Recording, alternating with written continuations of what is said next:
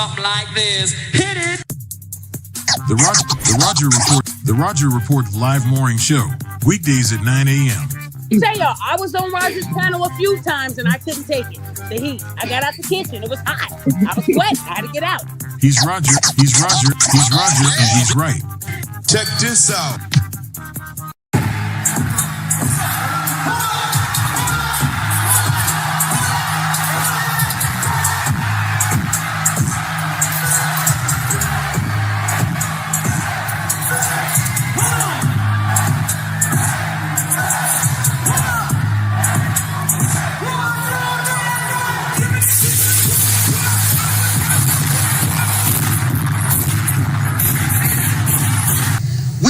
Agreement by which we can live or die. You choose. I have spoken to you a lot of times in hatred and anger, and you have not heard me. Well, you had better hear me today. If you won't listen to me when I make an appeal for the Negroes because you have no concern for the Negroes, listen to me when I make an appeal for America. You claim you love America. Well, we love America. But you are driving us back and you are making a Samson out of us, and we are going to pull down the pillars. And then you think we have no right to ask for something? Is it too much to ask you to grant us human dignity? Should we be put down and shot to death for this request? If so, you can aim your guns. What the hell do you think we care about dying if you're going to deny us the right to live? Good morning, folks, and welcome to another edition of the Roger Report Live, the best show on social media. If you are new to the channel, go ahead and take a moment out to hit that like button, because this is where you're going to find the best content on social media, and you don't have to worry about it because you're going to have me right here to make sure that happens. And if you've already been coming to the channel for a while, then go ahead, hit that like button, because you already know what time it is. And you know that this is where you're going to get the best content on social media. It's not a mystery to you at this point. You've seen other people do it. You've seen other people do it well. But what you have not seen is anyone do it quite the way I do it. So make sure you hit that like button. And everyone, yes, everyone, take a moment out to share the content, y'all. There are so many people who need to get great content like this, and it's just a small thing you can do to let the world be a better place. Okay? That ain't too much to ask, y'all. Just a small thing you can do to help the world be a better place. So make sure you share the content out. Now, folks, today we are going to be talking about a very interesting subject that is more important than I believe most people would actually even pay attention to. Okay? Yeah, I do think because of the title, people won't pay attention to it enough. But let's do what we can to make sure that doesn't happen. Today, we're going to talk about how Black men don't know how to date. Okay? Yeah, we're talking about the collective. I'm sure it's a couple smooth brothers out there. It's a couple of very suave brothers out there, and you know exactly what you're doing. You know, it is what it is. But from the general purpose is that Black men collectively don't know how to date. All right. Now I'm gonna say shout out to Trail Bentley coming through with the hopes and dreams. I don't think this is gonna happen, but you never know. You never know. But he say shout out to 5-hour stream Fridays, yo. Hey, maybe we'll see how it goes, man. We'll see. We'll see how it goes. But I do appreciate you keeping hope alive. I do appreciate you keeping hope alive, y'all. But let me give credit what credit is due, because we do have some people around here that make things happen for us in a very special way. You know, I appreciate everybody who gives the views. I appreciate everybody who subscribed to the channel. I appreciate everybody who gives the like. I appreciate everybody who gives comments after a stream, because all that stuff helps a lot. But we got to also give credit what credit is due and give proper respect to our people who help support the channel. We have people who financially support the channel, and Can't say enough about those folks. So whether you do it once, whether you do it twice, whether you do it all the time, I got to give you credit as credit is due. So shout out to Percy Miracles, okay? Percy Miracles, y'all. Matter of fact, I didn't even finish putting his stuff up, but let me fix that right now. But shout out to Percy Miracles. He is the sponsor of today's stream. And like I've told y'all before, believe it or not, big or small, I do appreciate it all, y'all. Big or small, I do appreciate it all. All money on the wood is good over here at the Roger Report Live, even if it's just a one-time deal. All money on the wood is good. So shout out to Percy Miracles. He is the sponsor of today's stream. Appreciate you, brother. Appreciate you. And let me give some shout outs to some of the first people to check in this morning. It's always great when you start a show that you see some people start checking in. Okay, y'all. And y'all know how we do it around here. And I know it's a little controversial at this point because some of y'all come through a little too early. But I don't think today is that day. So shout out to the Highlander of today's stream, as we like to call it. My main man, Floyd Thompson, is in the building. Yay, yay. He is the sponsor of the stream again. Shout out to you, Floyd. Shout out to you. Of course, coming right behind him, the pit crew is representing. Right behind my main man, Floyd Thompson, is Chef Mike's Roundtable, who helps us keep some good order around here. So shout out to Chef Mike. And all the pit crew, but he is the pit master. So shout out to him. Shout out to him. We got the righteous teacher behind him. We got Trail Billy representing a hashtag lonely the habitual line steppers, hashtag Negroes in the wilderness, hashtag dignity over vagina, hashtag Al Gore's babies, hashtag hell Hydra. Shout out to you, brother. Shout out to you. Sarah B coming through. Hey, Sarah. Glad to see you here. Glad to see you here. We got Inspired Truth Broadcast in the building. Jay Bay is here. What's happening, my brother? What's happening? Glad to see you. There, I said it is also in the house, okay? It's also in the house. With the strong question. He say, black men are players. What you talking about, Willis? Shout out to you there, I say this. Shout out to you. No, I mean, real talk, y'all. We need to do a little bit with the art of dating. Okay, we black men definitely need to get into the art of dating because it's gotten out of control, y'all. It's gotten a little out of control. Y'all see a lot of flaws with it, I'm sure. Y'all see a lot of nonsense with it, I'm sure. And the thing is, we have to individually, as part of a collective, get it back on track, y'all. You know, we have to get it back on track. All right. Now, I'm pretty sure this is an interesting topic for a lot of people, but it is a topic that needs to be done because black men and dating don't necessarily go together like they should. Okay. I'm going to say it like that, y'all. Black men and dating don't necessarily go together like they should. And if we don't put it out there, how it's going to change? All right.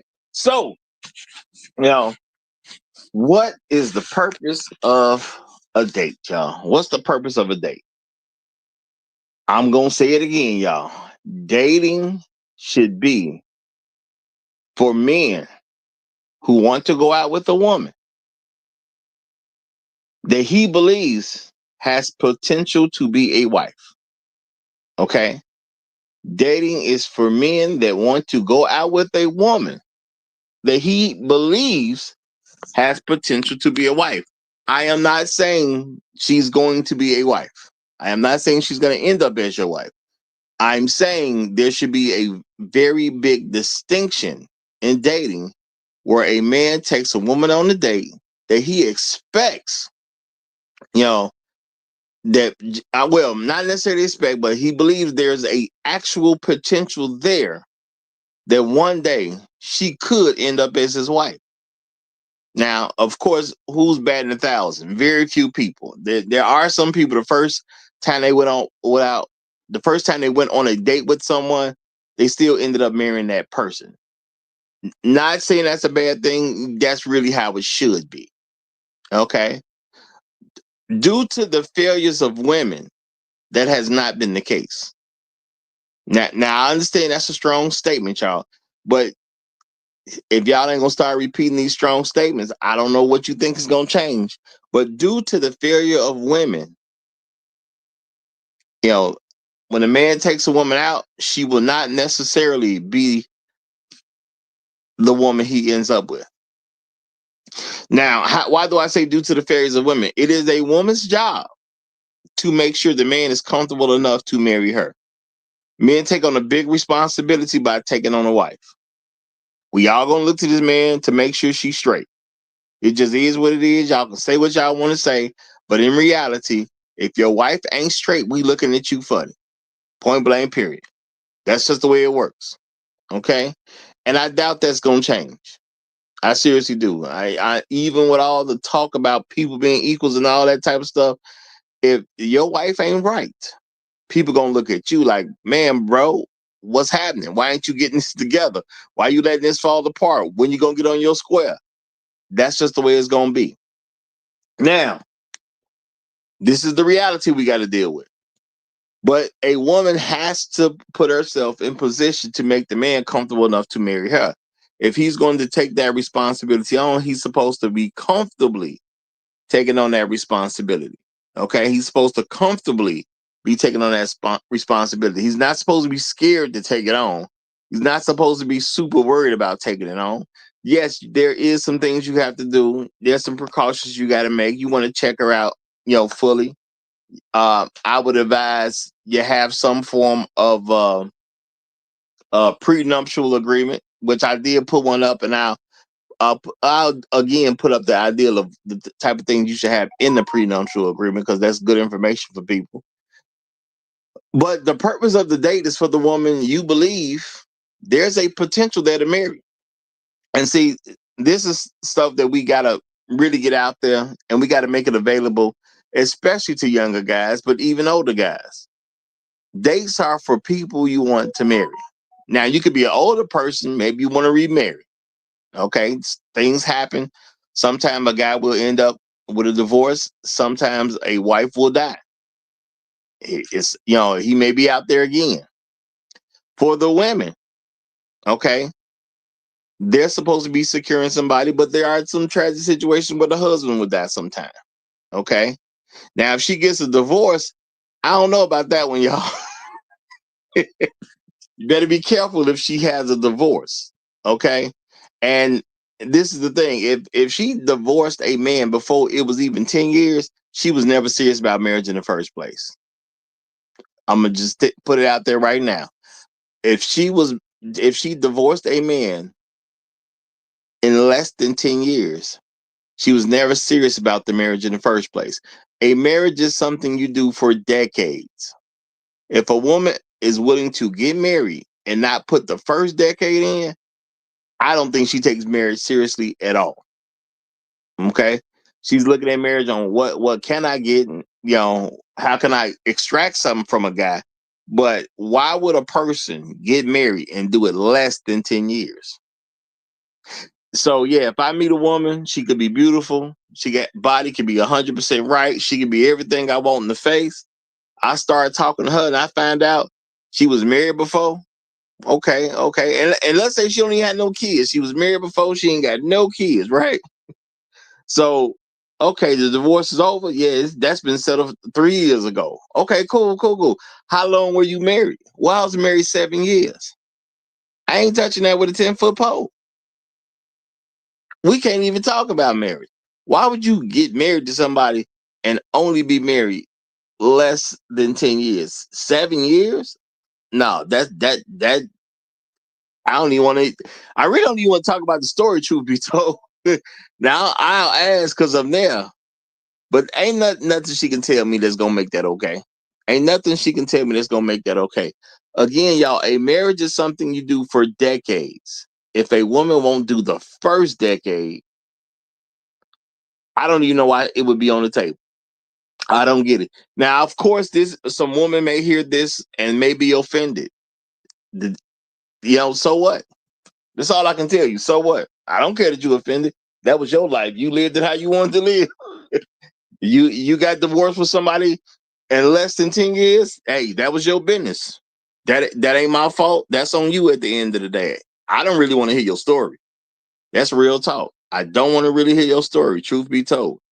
Anything that short, I don't want to take a chance. I only got one life to live the way we know it as of right now. Okay? I'm not risking mine with somebody who got married before and they did it less than 10 years. Okay? Because that's just crazy work at the end of the day. I ain't got it like that. Okay? I ain't got it like that. All right? Now, you know what? Let me give a shout out to Afro National. Okay. Because, I just don't remember if I said this yesterday. I know I read a couple cash apps yesterday, but I'm not sure if I read these. So I want to just say these again if I already said it, but I just want to make sure I got it on the record. So shout out to Afro National. Yesterday, he hit me up at the 557. He said, great discussion. Shout out H Rebels. Hey, appreciate that, brother. Appreciate it. And H Rebels does a bang up job. Now, I haven't even heard the rest of the stream from yesterday when I had to go, but I'll be checking that out later today just to see how it went. But I appreciate everyone who stuck around, and I'm glad everything went well. Okay, I'm glad things went well. All right, and shout out to my main man Louis Conyer. Okay, who is banned. Now, I'm gonna just say this, y'all. If any of y'all have access where you can unban somebody, I don't think a moderator does, but if you can unban Louis Conyer, please do so. Because I'm dealing with some issues and I can't unban him myself at the moment, but I'm trying to. I'm definitely trying to. He's a great supporter because he sent one in and just said salute yesterday, but he sent in a $5 cash app, and we want to make sure Lewis is taken care of. So if you see Louis Conyer or Red Pill Sleeper Cell, either one, y'all, let's make sure we don't block those. Let's make sure we do not block those, okay? He's a great supporter. So we want to make sure that we're not blocking the people that rock with us very heavy over here. And shout out to There I Said It. He did send a cash app today of $5. Appreciate you, my brother. Appreciate you, my brother. He said salute. Thank you very much, my brother. And thank you for helping me get off to the good start. Definitely appreciate it. Definitely appreciate it. All right. Let's see what Trail Bentley has to say. Simply because I see the word devil's advocate. Trail Bentley says, devil's advocate. Roger, what if she says they dated and were engaged for more than 2 years, and then immediately after marriage, he whoops, I'm going to say whoops her behind after after he had never done that before the wedding? Trail Bentley, I'm going to just tell you the truth. I ain't going to believe her. I'm not going to believe it, y'all. Y'all, I don't buy into these stories women tell, okay? I just don't buy into them. When you look into these crazy stories women tell, usually you're going to find out they was lying. So if a woman tell me, they was in a relationship for some significant period of time, and that Trail say they was engaged for more than 2 years. So you had a relationship before that 2 years, then you had the 2-year engagement, then he got married to her, now he whooped her. Yeah, I don't believe her. I ain't gonna say it ain't true. I just don't believe her. So it is what it is. And that's a tough break. That's all I can tell you. That's a tough break, y'all. Life ain't fair. Ain't that what it is, y'all? I've said multiple times in the past, we as black folks got to get past our own egos and accept that life is not fair. Life ain't fair. She was married for a short period of time. She got whooped on. She got a divorce. Good for her. But what that got to do with me? Okay? Good for her. But what that got to do with me? If she ain't been married for at least 10 years, I think it's just too much of a risk to marry her. Point blank, period. Now, my thing is, I totally get her getting out of her situation. If she actually got whooped on, sounds cool. You should leave the first time, because once you stay for the second whoop, I don't know what you want me to say about the second one. Okay. I totally get leaving after the first one. But hey, life ain't fair, man. It just ain't. I don't know what to tell her. But more than likely, I ain't giving her no shot, man. It just is what it is. And I understand y'all look at these exceptions to the rules sometimes. Sometimes she's just so beautiful, you just gonna say yeah anyway. Sometimes her body built so right, you just gonna say anyway, or just give her a chance anyway. Man, I ain't trying to hear all that. I'm just keeping it real, y'all. I personally ain't trying to hear all that, man. If you was married for less than 10 years, you don't even take marriage seriously. And I can't get married to a person who doesn't take marriage seriously. Because when I get married, remember, my marriage will end when one of us dies. I want someone who takes marriage that serious. If she don't take it that serious, I ain't even interested. So to say she was with a guy and then engaged for 2 years on top of that, then she got married and got whooped on. Yeah, I don't buy into that. I don't buy into that. Okay, that's a cute movie.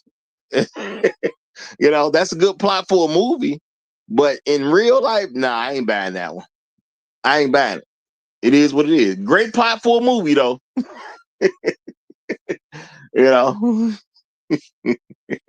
you know, they can come up with a nice little, they can add some stuff. That's a good little storyline for a movie. But real life, nah, I ain't buying that. Just is what it is. Life ain't fair, and we all gonna have to get over it. Okay. Now, this is the thing, y'all. As men, we're not taught what the purpose of dating is anymore.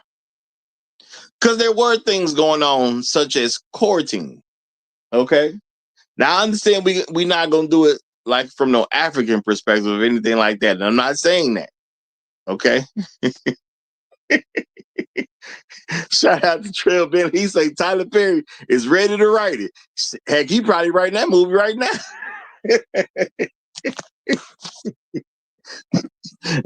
Now I don't know if he listens to the Roger Report Live, but if he do, that'll probably be the next film he start working on.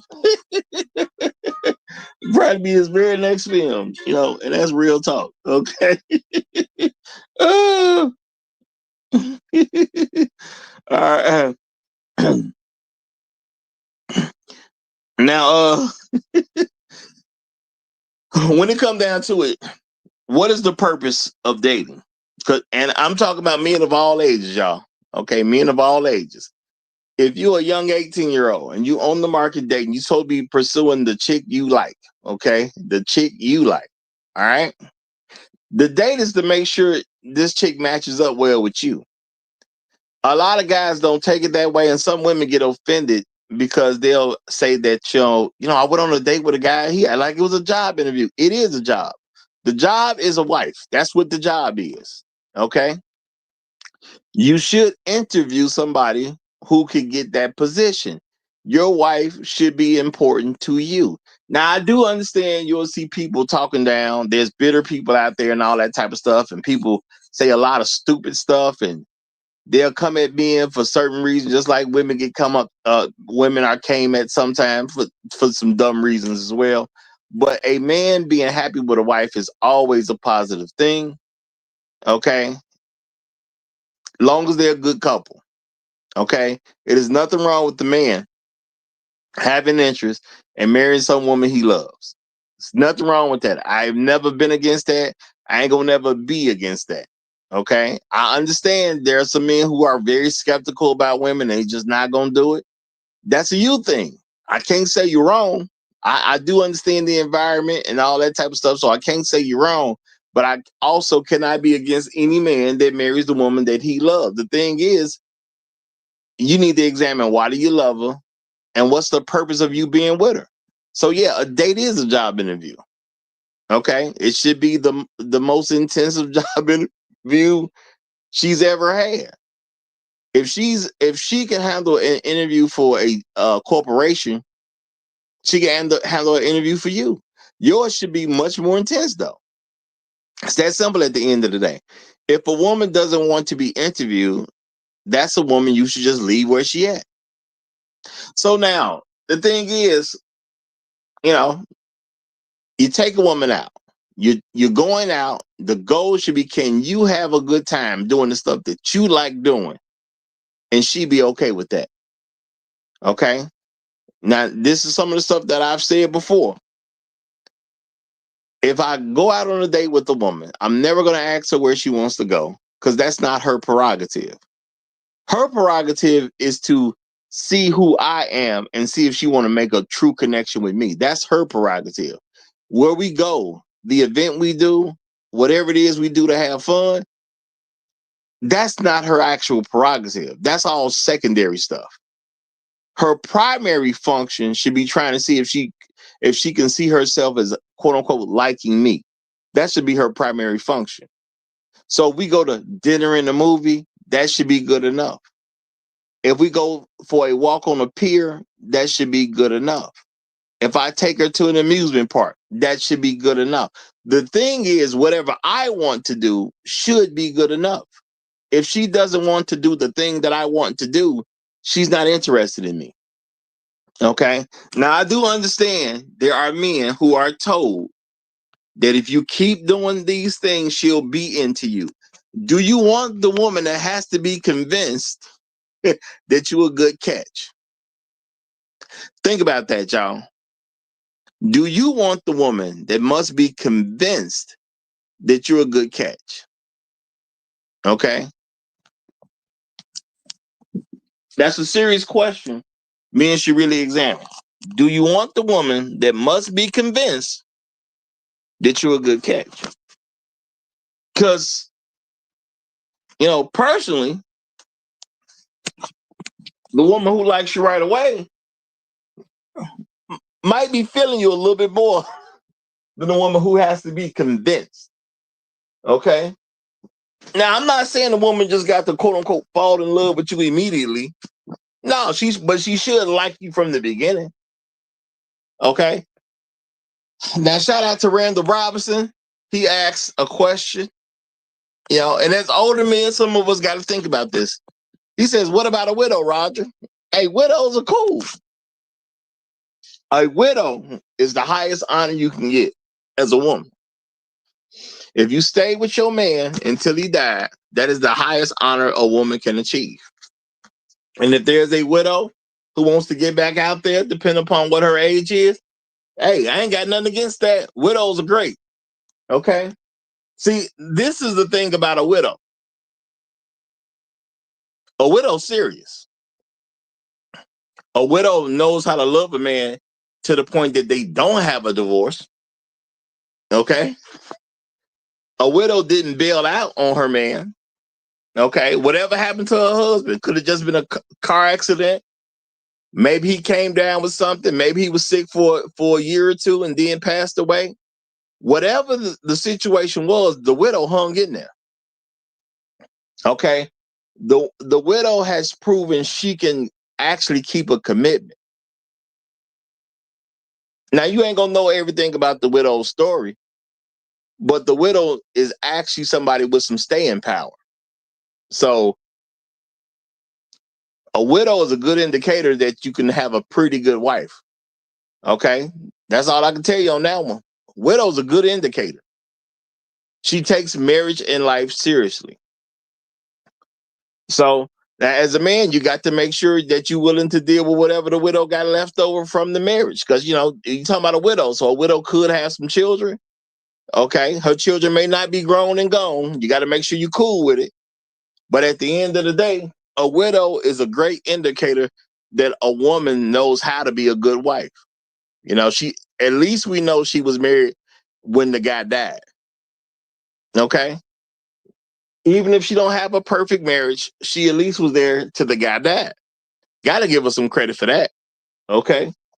So shout out to the widows out there. Real talk. Shout out to the widows. All right.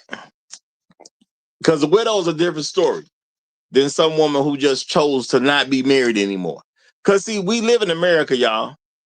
See, the thing that comes up with freedom is choice. And some people say, women have too many choices, and they make good arguments on why women have too many choices. But the thing is, we do have to examine the choices that they make. If you chose to marry a man that you wasn't willing to follow for the rest of your life, and you just simply said, nah, I just want to do something different, I don't see why I would want to commit to you. That don't make sense to me. Because again, y'all, marriage is something you sign up to do for decades. You may not go decades. There could be something that happens that you just don't expect to happen. But if we are okay with marrying women that ain't trying to do this for decades, what's wrong with us? Okay, what is wrong with us if we're not trying to do it for decades? Okay, so if it ain't 10 years and that man's still alive, that's a good indicator you need to get away from her.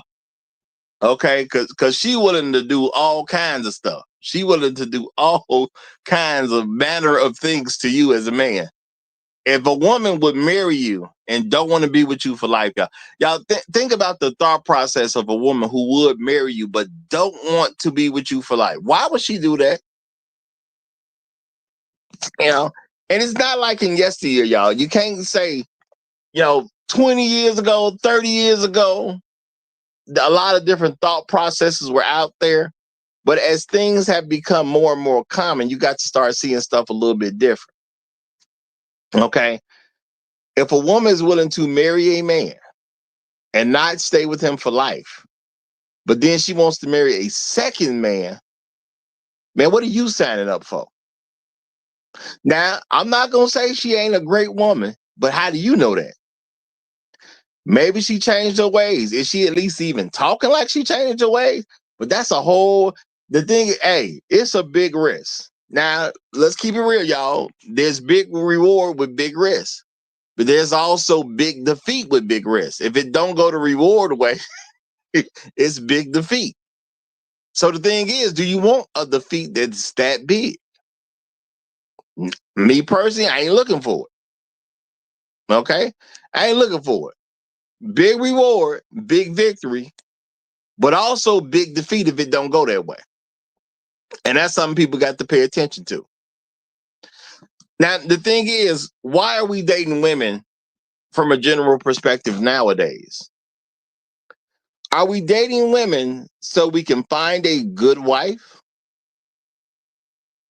Or are we dating women so we can say that we impress some woman? And truth be told, I think most of us nowadays are dating women so we can say that we impress some woman. Whether you say it to yourself or say it to your friends, I'm not saying you got to get, the men are getting on the internet bragging about they went on a date with such and such person, but I do listen to what men say in different conversations that they have. I've heard some men who call themselves giving good advice to other men. I've heard them say some stuff. Okay. Now, granted, I have a hard time watching a lot of content because I find a lot of content to be trash. I'm not going to say who, because I'm not going to trash people for trying to earn some money. But at the end of the day, I do think a lot of people just come on the internet and say stuff because they just want to get some money. That's just what I believe. They can all claim they not them, but that's what I believe. Okay? So I hear men saying, do all these different things so you can impress this woman. Is the goal to impress the woman or is the goal to get married? Because if the goal ain't to get married, I don't even get why you're on the date with her in the first place. Okay? I don't understand that. Okay? I've never taken a woman on a date that I didn't think somehow this woman could end up being a wife. Okay? She looked good enough for me to take her around my family. Not that I necessarily took her around my family, but she definitely looked good enough that I could take her around my family and be proud of what I brought. Okay? I'm good with that. The body was good enough. The face was good enough. Okay? The aesthetics were good enough. Okay? Now, I got to get more than just that if I'm going to marry her. So I got to date a woman and see, am I really going to get some of these things that she said on the phone? Because, of course, it's always good to talk to a woman on the phone before you go on a date. And sometimes you talk to a woman on the phone, you'll never end up going on a date with her if you're being serious about what you're dating for. If you're dating for marriage, all the women that you get a number from don't get to actually go out. Now, the thing is, if you're concerned with impressing the woman, how do you have time to figure out if she'll make a great wife? Because this is the thing, y'all. We as men, we have purpose. We do things for a purpose. And I'll say it like this. A gentleman explained it to me this way, which I think is a good representation. I've said this before, and I'm going to say it again. He said a man's mind is more like a waffle. Okay, you know, you got a waffle, and if you think about some syrup pouring in a waffle, you know, you got all these different little squares that you can fill, because men will compartmentalize stuff. He said a woman's mind is more like spaghetti. You throw in the pasta, the sauce, any meat if you're gonna put it in there, you know, whatever you're gonna put into your spaghetti, you know, but you just mix it all around. So everything's kind of mixed up. We as men, we compartmentalize stuff. So if you compartmentalize trying to impress this woman, are you really compartmental? Well, are you really also focused on, is this woman good enough to marry you? How do you have these thought processes of, I'm trying to impress this woman, while also having a thought process of, I'm trying to see if she's good enough to marry me? Because I'm not ever concerned with trying to impress a woman. My goal is to be me, so I can figure out if she likes me. If I'm trying to impress her, sure, I may make a good dent in her mind for a while. Maybe she is impressed. Maybe I do something that buys me, let's say, 6 months out of her. I do something so incredible to her on a first date or a second date, she gonna let it stick out for 6 months. How is that good for me? So now I deal with the woman for 6 months, but she really don't actually like me like that. That ain't good for me. That's a waste of my time and a waste of my money. Okay? That's just what it is. That's a waste of my time and a waste of my money. The only way my money helps me is to see if she actually likes me, not this guy trying to impress her. You know? And I've told y'all this before. When I date women, I actually ask about the worst stuff. I believe in finding out the worst first. Because if I find you attractive, okay, if I find you attractive, I want to be around you. I want to be with you. I'm just trying to see, do you have the other parts of what I need of a woman to be with you? If you have it, it's going to show. If you don't, it's going to show. But at the end of the day, I want to see if it's there. I like you enough to talk to you. Yeah, I mean, let's keep it real, y'all. I mean, let me put it like this, y'all. As a single man, there's attractive women that I look at, okay, and I just look at them. But there's something about them that's not even good enough for me to speak to them. She attractive, not saying she ugly, but it might be the clothes she has on. That'll stop me from talking to her. And I'm not saying she's with a man or anything like that. So, because of course I'm not gonna approach some woman and she's with some dude. I'm not gonna do that. Okay, if you with her, you with her. But you're not with her. I don't see any kids around. Not saying she don't have kids, but I don't see any kids. Now, if I see kids around you, more than likely, I'm not gonna say anything to you. That's just being real. You know, people can be mad about that if they want to, but that is realistic. If I see you with children by you, I'm probably not gonna say anything to you. Okay, and that's just being real. I don't care how fine you are. If I see you with your kids, I'm probably not gonna approach. Okay, but I can see a gorgeous woman. Okay, but maybe something she has on stops me from approaching her. Okay, keeping it real, she might just look a little bit too much like a hoe to me. At least that time. I don't know you. It's just a first impression. It is what it is. It's gonna be what it's gonna be. Your fault, not mine. You picked the clothes that you that you brought out into the public. You picked those clothes, not me. So that's a you thing, not a me thing. It is what it is. I ain't gonna fight about it. Okay, you know. So I'm not saying women won't get looked at sometimes, but that don't mean I'm gonna talk to them. Okay, it just is what it is. That doesn't mean I'm gonna talk to you. I don't owe you that. You know, maybe I'm just too busy at that time to really even engage like I want to, so I just let it go. It could just be that. But it's on me at the end of the day to pick out what I want. So if I talk to you, of course, I want to date you. Well, I ain't gonna say that. I ain't gonna say that because you could technically talk to a woman that you do not technically want to date. Now I'm gonna say this: where trouble does come if approaching women and taking them out that you're not interested in. Y'all, women are loose enough. I'm gonna say that word. Women are loose enough that if you just want to have sex with them, it is no longer required for you to take them on dates. So why are you trying to date a loose woman? If you see her as a loose woman, you just want to have sex. There is no point in you taking her out on a date. If she likes you like that, she down. Okay? If she likes you like that, she's down. So what's the purpose of the date? The date is to see if a woman is good enough to marry.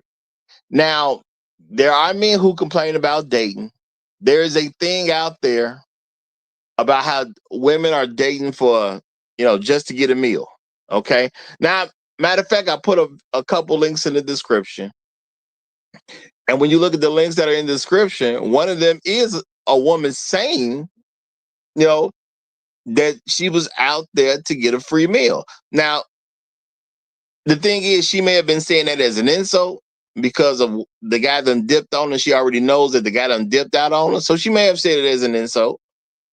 But she could have just been dead serious and just didn't care anymore because the dude was already gone.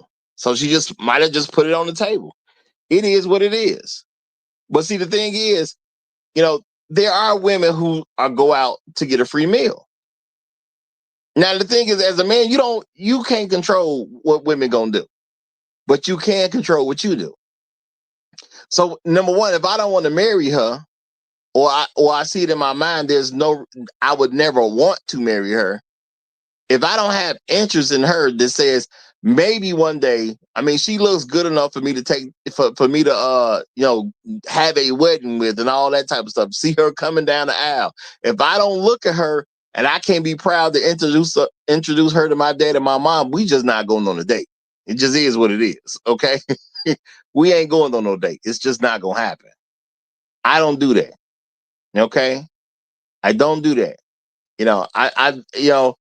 I told a woman one time that based on something she did, she was a different status in my eyes. And then one day she said, we ain't been on a date in 2 years. I say, you thought when I told you fell off to me that I was joking? That's what that was. You thought I was joking when I said that? No, you fell off for real.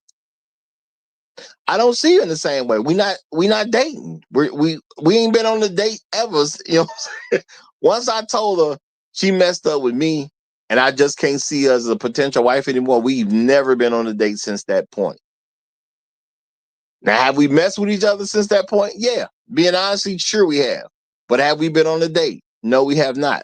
When she said, hey, you ain't took me on a date in 2 years, did I take on a date after that? Nope, did not. It is what it is. Once I said I can't see you like that no more, I can't see you like that no more. It is what it is. Now, this is the thing, y'all. Women are going on dates to get a free meal. Cool. Why they doing that? Ask yourself a question. Why are they doing that?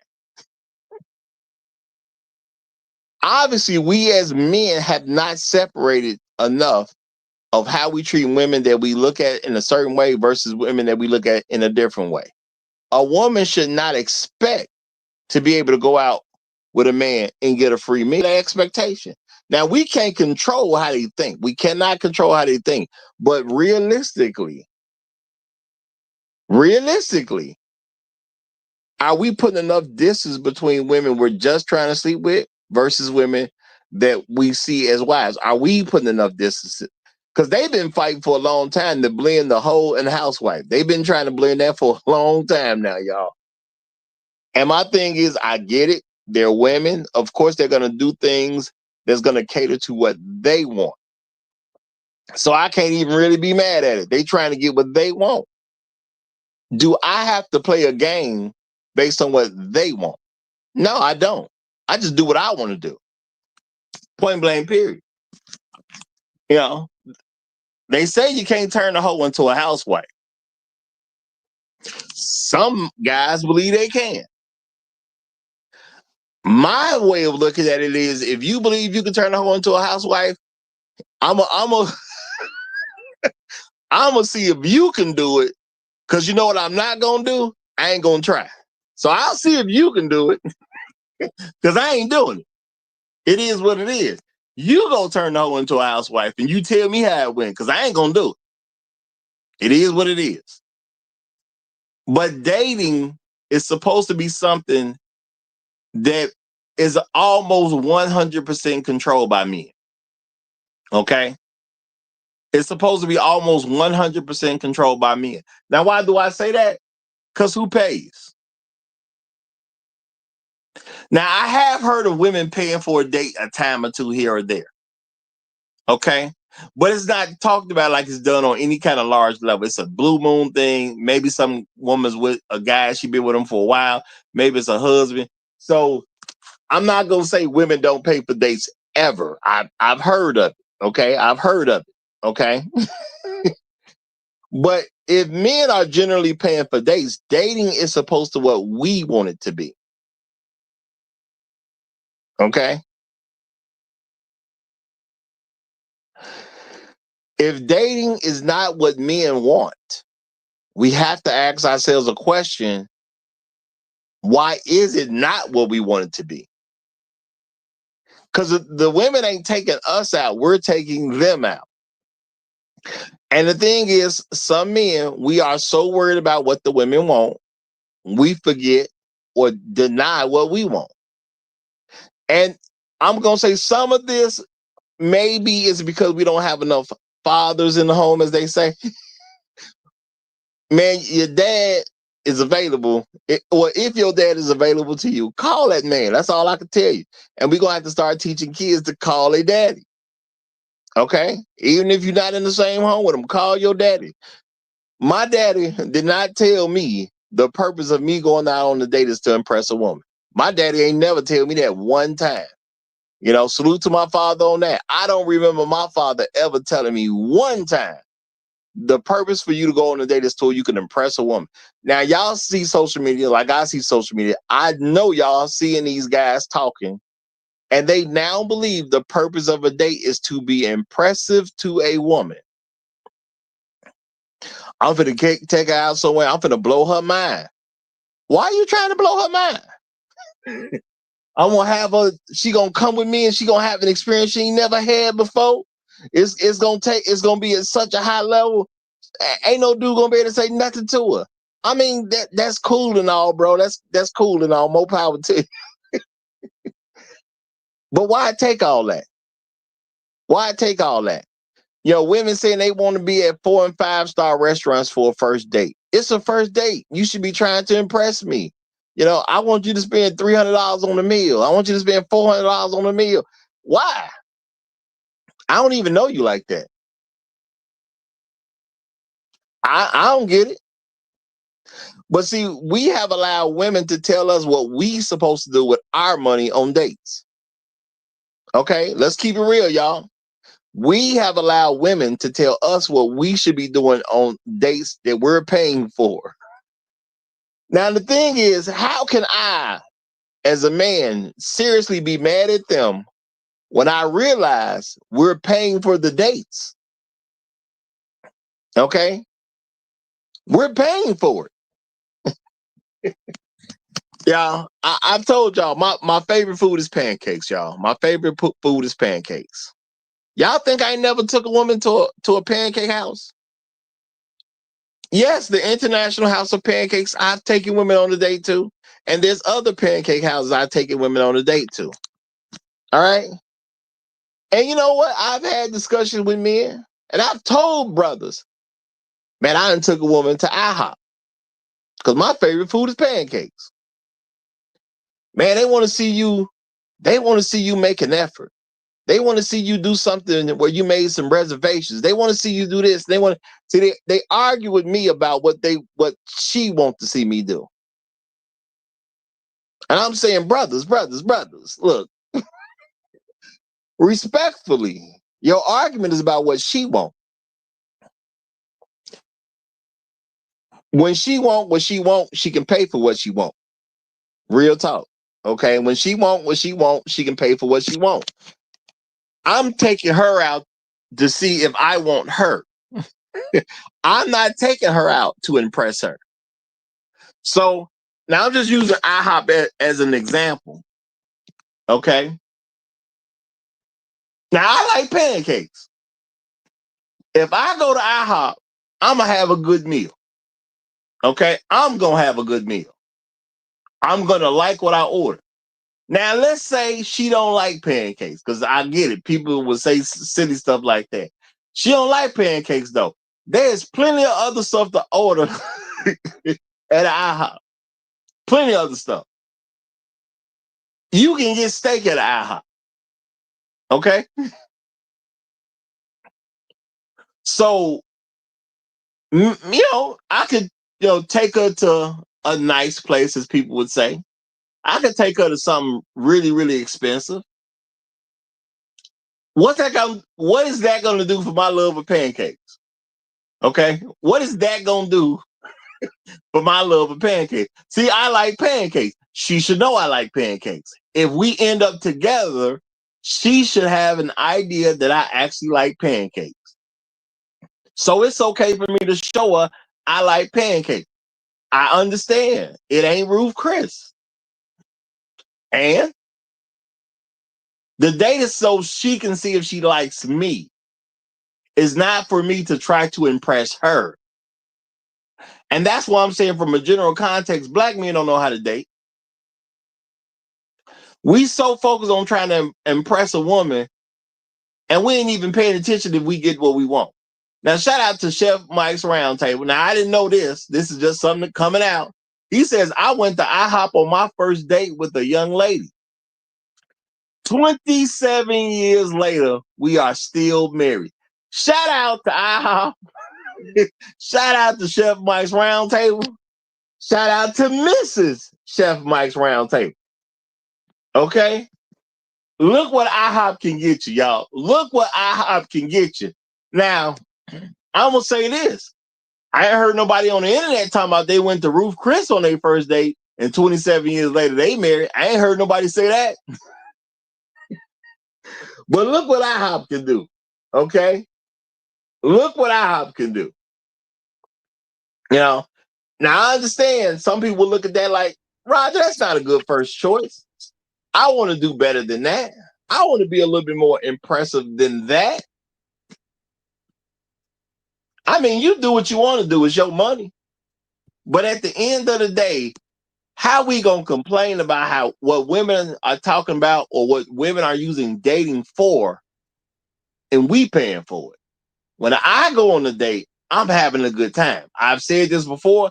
That is the only guarantee I can give you when I take a young lady on a date. The only guarantee I can tell you is that I'm going to have a good time. She may not like the experience at all. She may not like where we go to eat. She may not like the event we go to, but I know I'm going to like it because I'm picking all of it.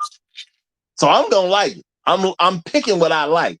I am not using a first date as a chance to try to impress her to the way that I'm doing something that she liked that I don't even like myself, because it's my money at the end of the day. I don't know if she's going to be around next week, let alone next year. So we doing something that I like doing, so we know I have a good time. If she's into me, she'll be okay. If she's not into me, this could be a horrible experience for her. I don't care. You have a horrible experience with me and we not end up together. Why would I care that you had a horrible experience? I'm just some dude that took you out of dating your life. You don't even know me. I'm going to forget your name. I expect you to forget mine. So what if she comes on the first date with me and she has a horrible experience? Who cares? We not together. I paid for it. Why would I have a bad time on my dime? Makes no sense to me. But let me give the mic to Inspired Truth since he's come up. You have the flow, my brother. How you doing? Doing good. How about yourself, Raj? Hopefully, I'm coming in loud and clear. Loud and clear, and I'm doing fantastic, brother. Excellent, excellent. Salute to all y'all in the chat. Oh gosh, I like pancakes. Like I don't know about that. I don't know if I could do pancakes. I can do Waffle House. I'm a waffle man. I did that too. Took somebody out. They do that doing the Waffle House thing. That's my thing. Yeah, you bring a good point to the floor. Like you do want to actually take people out. The whole point of taking people to where you like to go and doing what you like to do is so that they can actually be rocking with you. We kind of got into these paradigms, like people do for the most part what they're taught to or what they perceive as the formulaic thing to do. It's a habit. Like we just got into like kind of like a habit where, oh, okay, well, I'll take you out to this type of five-star restaurant and I'd order this steak and blah blah blah. It's the lack of experience and kind of like a lack of the original intent of the thing. Like the whole point of courting, like the point of courting was that you were going out actually kind of with a virgin and showing this person what your life is like so that she can be the lady of the house. At some point the purpose of the thing got lost with the formula of the thing, and so we have like this formula that's out of sync with the intent. And I think that another part that's in the background, and I don't want to veer too much off of it, off the original topic, is the concept of freedom versus connection. Like we have a whole lot of push towards because I was looking at the clip, like one of them where it had like the ex that was invited to the birthday thing, and it was like, okay, so you want to have like the freedom to still have like your plan B around, but then you want to be out with your man. And the whole thing kind of reeks of a lack of understanding that there's a cost to everything in life. Like if you want freedom, you can have freedom, but it's going to cost you connection. It might be $20,000 worth of connection, $100,000 worth of connection. Like you're going to pay something when you decide to go with your freedom. Like you can't like you can't just do anything and then think that it's going to work out great. And you know what? You're making some great points. And now I'm gonna say this, y'all. That clip with the woman who brought who invited her ex to the restaurant. That's a woman who clearly don't take dating seriously. Because she got a man. The man had been with her long enough to even get her some gifts. Now, we don't know how long they was together, but the ex show up, he taking his gifts back and he getting up out of there because the date was a serious thing to him. He took on the date to celebrate her birthday. It was serious to him. Obviously, it wasn't that serious to her because she inviting exes. Now, I'm gonna say this, y'all. Stuff like that could be very well be fake. Okay, Yeah. I'm a little leery of videos where you catch so much of the whole thing. Now, in this case, there's a small possibility that it could be real because if she was out with other friends who was recording her, then I can kind of get it. But I mean, I don't believe in like the coincidence of her ex-boyfriend showing up right at that moment while the people were singing this birthday song to and all that. Just a whole lot of coincidence in there. I ain't gonna say it ain't real, but I'm Well, just saying, y'all, a lot of coincidence in that. Well, No. here's the thing with these skits. Like, okay, even if you say that this, not the skit, even if you say that the video is just a skit, the stuff comes from somewhere. Like, it comes from the broader society and like where we're like that happening, that occurring is something that is feasible today. And when you go and you look at the comment section, those people in the comment section actually are real. And if Yeah. you're gonna do like certain stuff like that and you want to really be free like that, then okay, you can do that, but there's a cost. Just the same way that there's like a cost with a job. You can have like all the free time that you want in the world, do whatever you want to do, wear whatever clothes you want to wear. You want to wear jeans every day. You can do all of that. You don't have to dress up. You don't have to get slacks. You don't have to get a button down shirt, but you might not have a job. I mean, if you're cool with like hanging out and chilling under the under the interstate, under the overpass, then hey, that might be the choice for you. Absolutely, absolutely.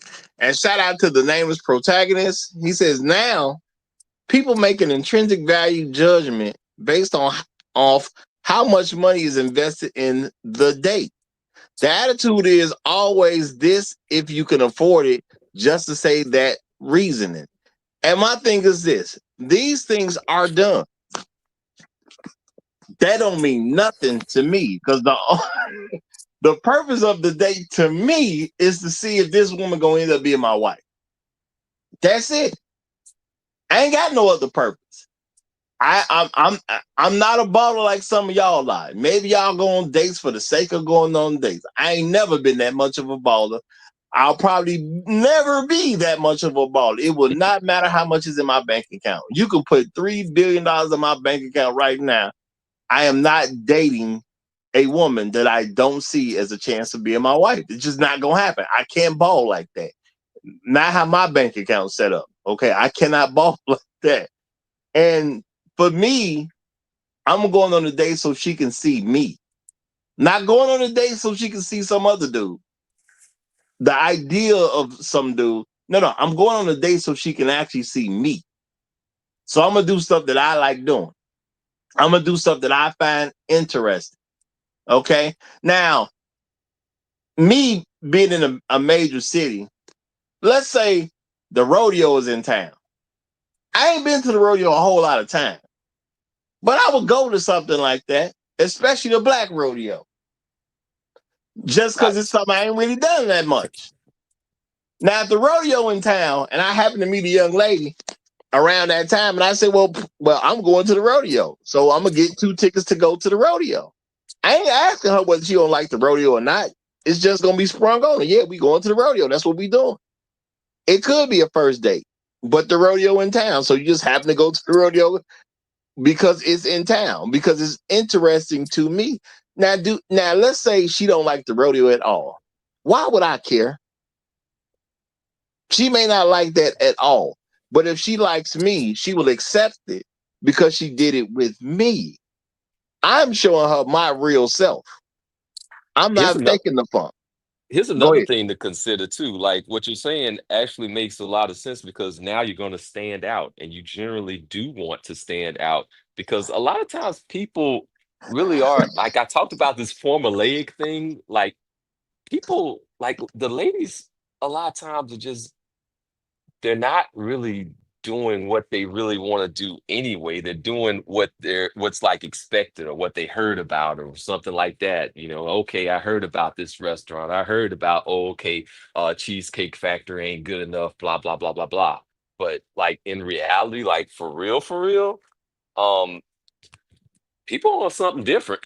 Like they want something that actually stands out of that card deck. You want a wild card. You want a joker that actually has some kind of interest that creates a spark. And so going to the rodeo, going to something outside of the norm actually stands out and puts you out of the normal crowd.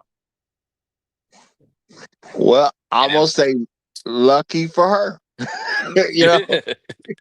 lucky for her. Yeah, it will be something a little different. Cause yeah, I'm not going through a whole lot of stuff to quote unquote impress a woman because I don't even understand that to be my job.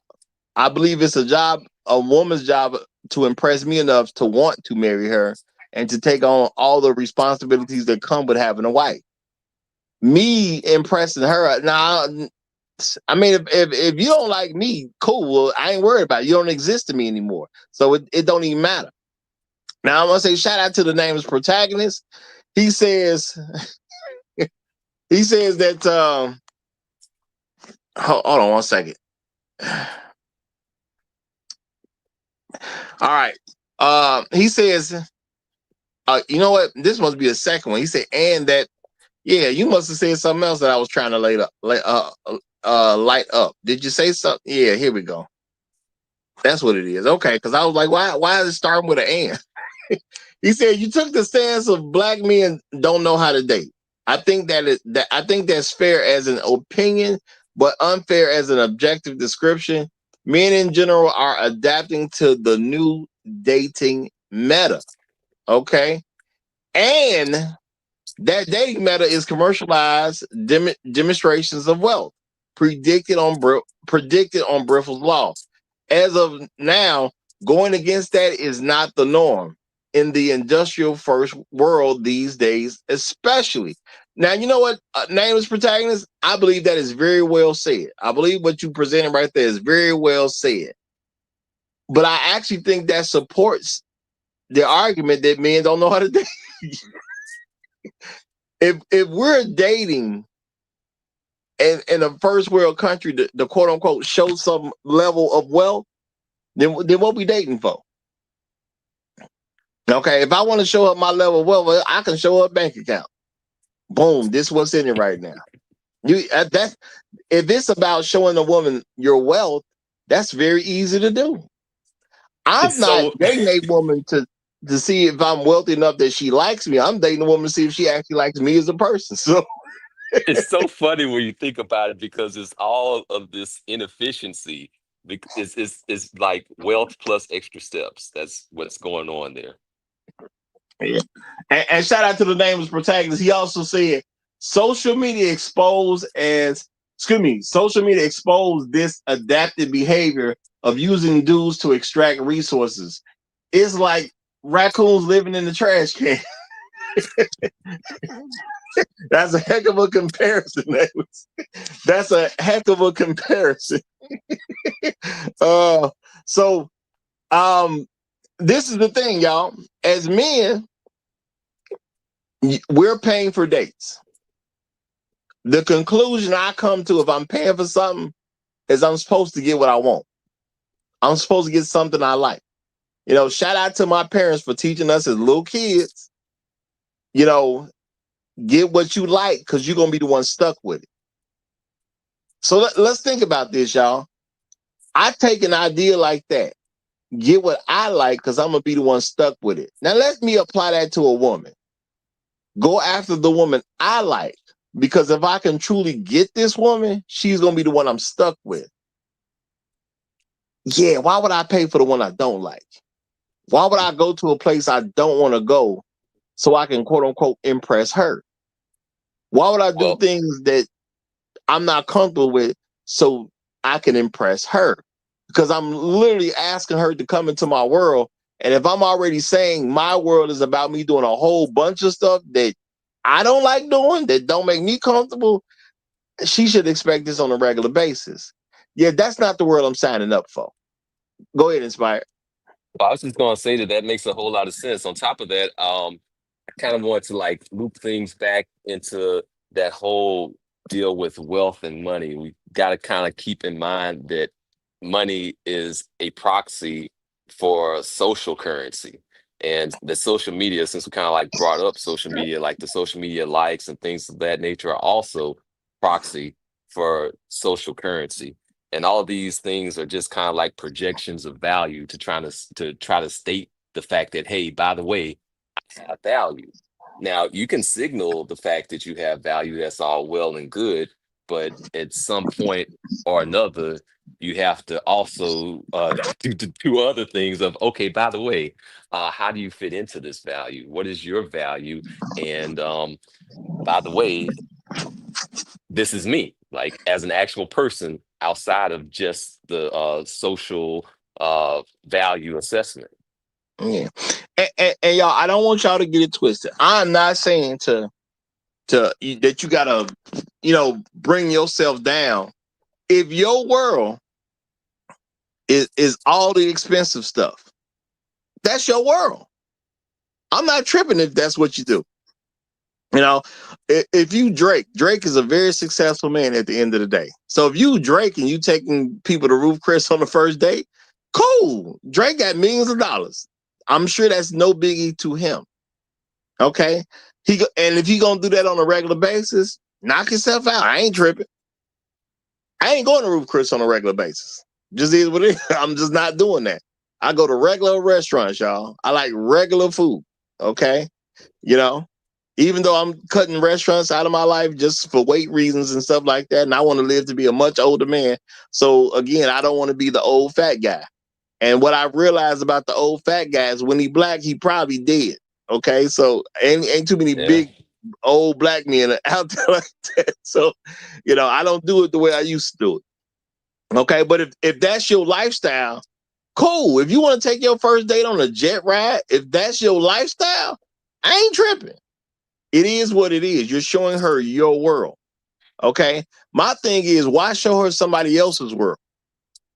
If you don't have the money to do that type of stuff on a regular basis, you're showing her somebody else's world, hoping she's going to like you. That math don't sound right to me. I'd rather show her who I am so she can make a judgment on if she likes me.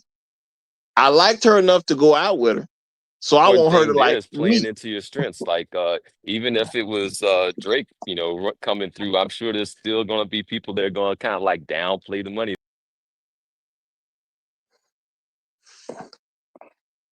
They got you for a hot second. His connection is not as strong, y'all. His connection is not as strong. He got knocked to backstage, y'all.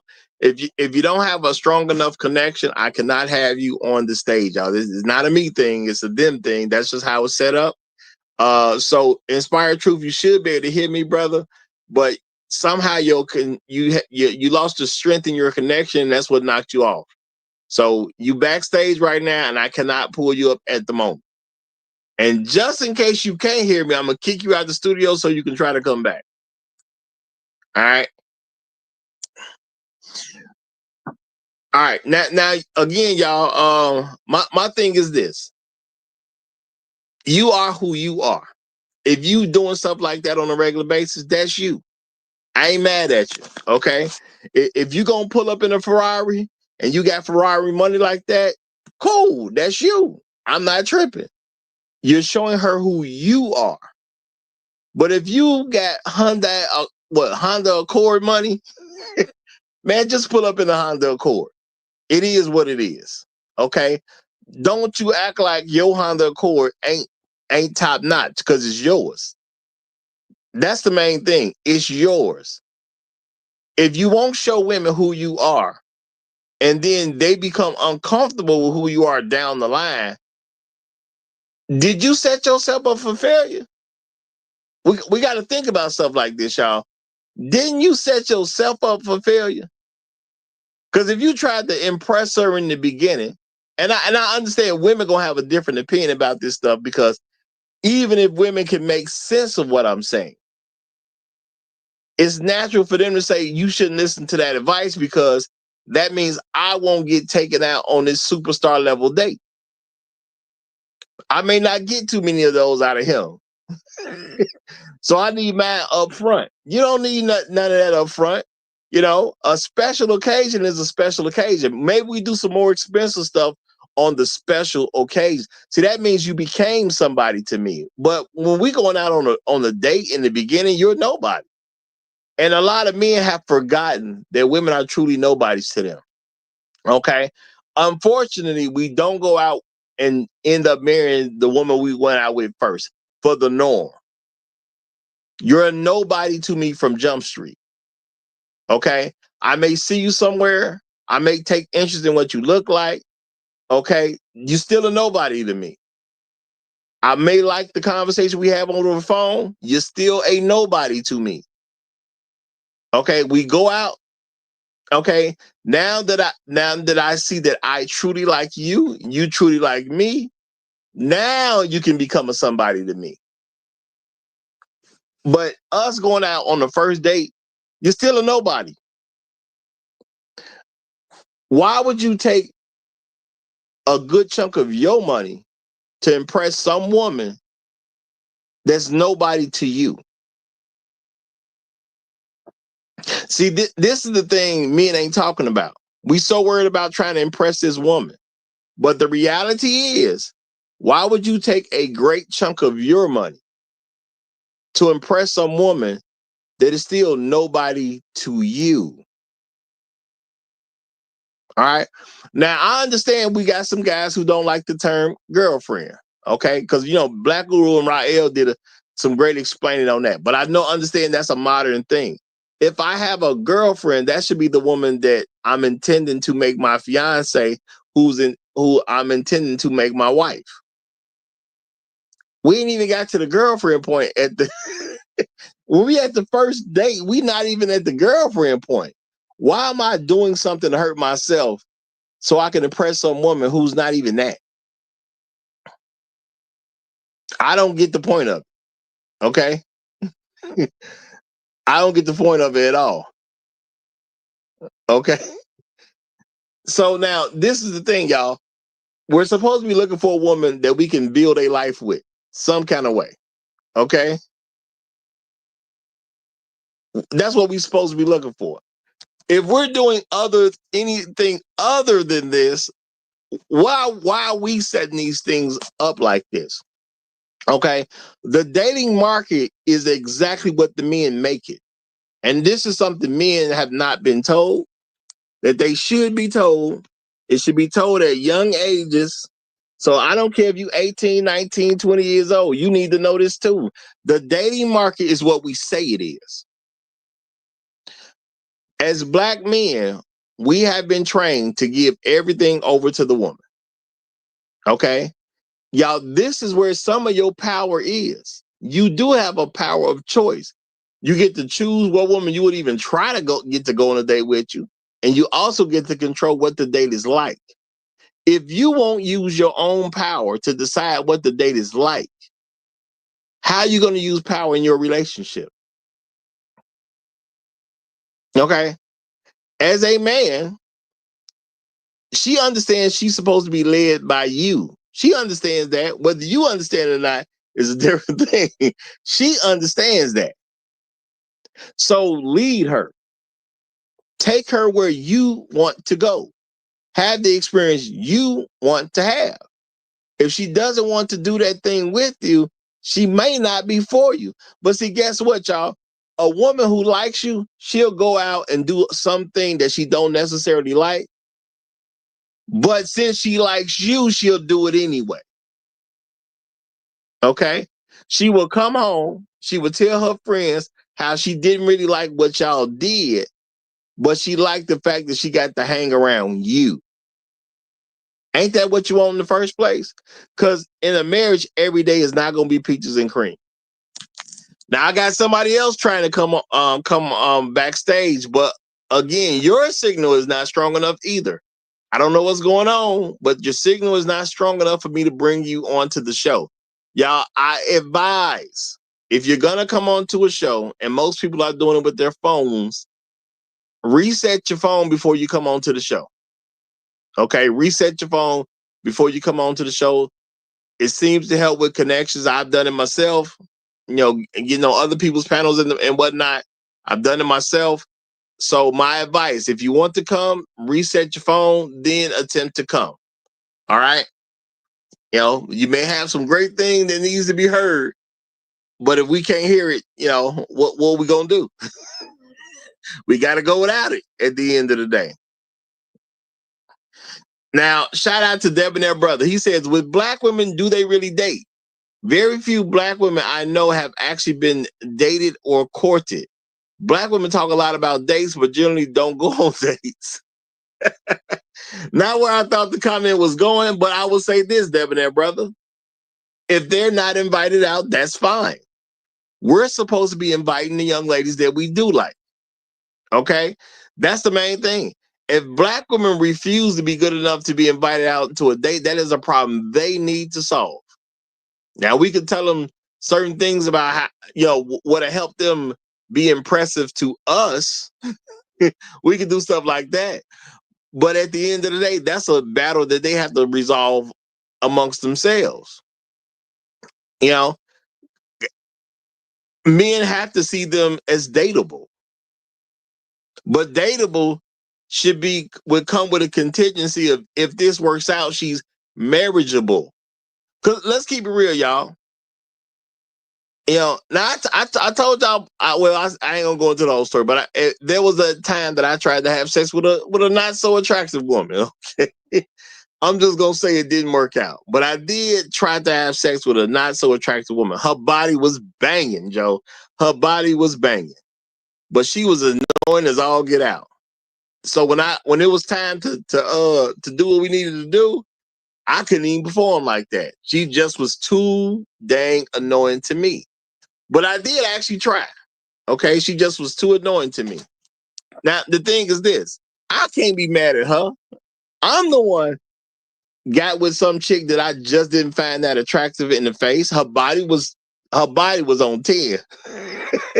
That body was cold as I don't know what. But her face just wasn't there.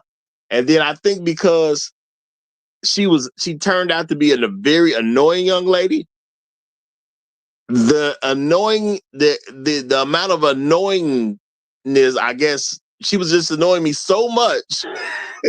And then you put the face on top of it, I just couldn't do what needed to be done, man. And I just ain't never tried that again, because, and maybe that was a good lesson for me. But the thing is, I don't blame her for that. I blame me for that. I knew I didn't like what she looked like. I knew that already. So I cannot blame her for being at an attractive level that just wasn't working for me. That's not her fault at the end of the day. I do not blame her for that. That's on me. Okay. Now, y'all, I got another guest coming up, a gentleman by the name of Jay. So I'm going to bring Jay to the stage. Jay, I'm going to give you the floor. You got it, my brother? Yeah, how you doing, Roger? I'm doing well. How about you?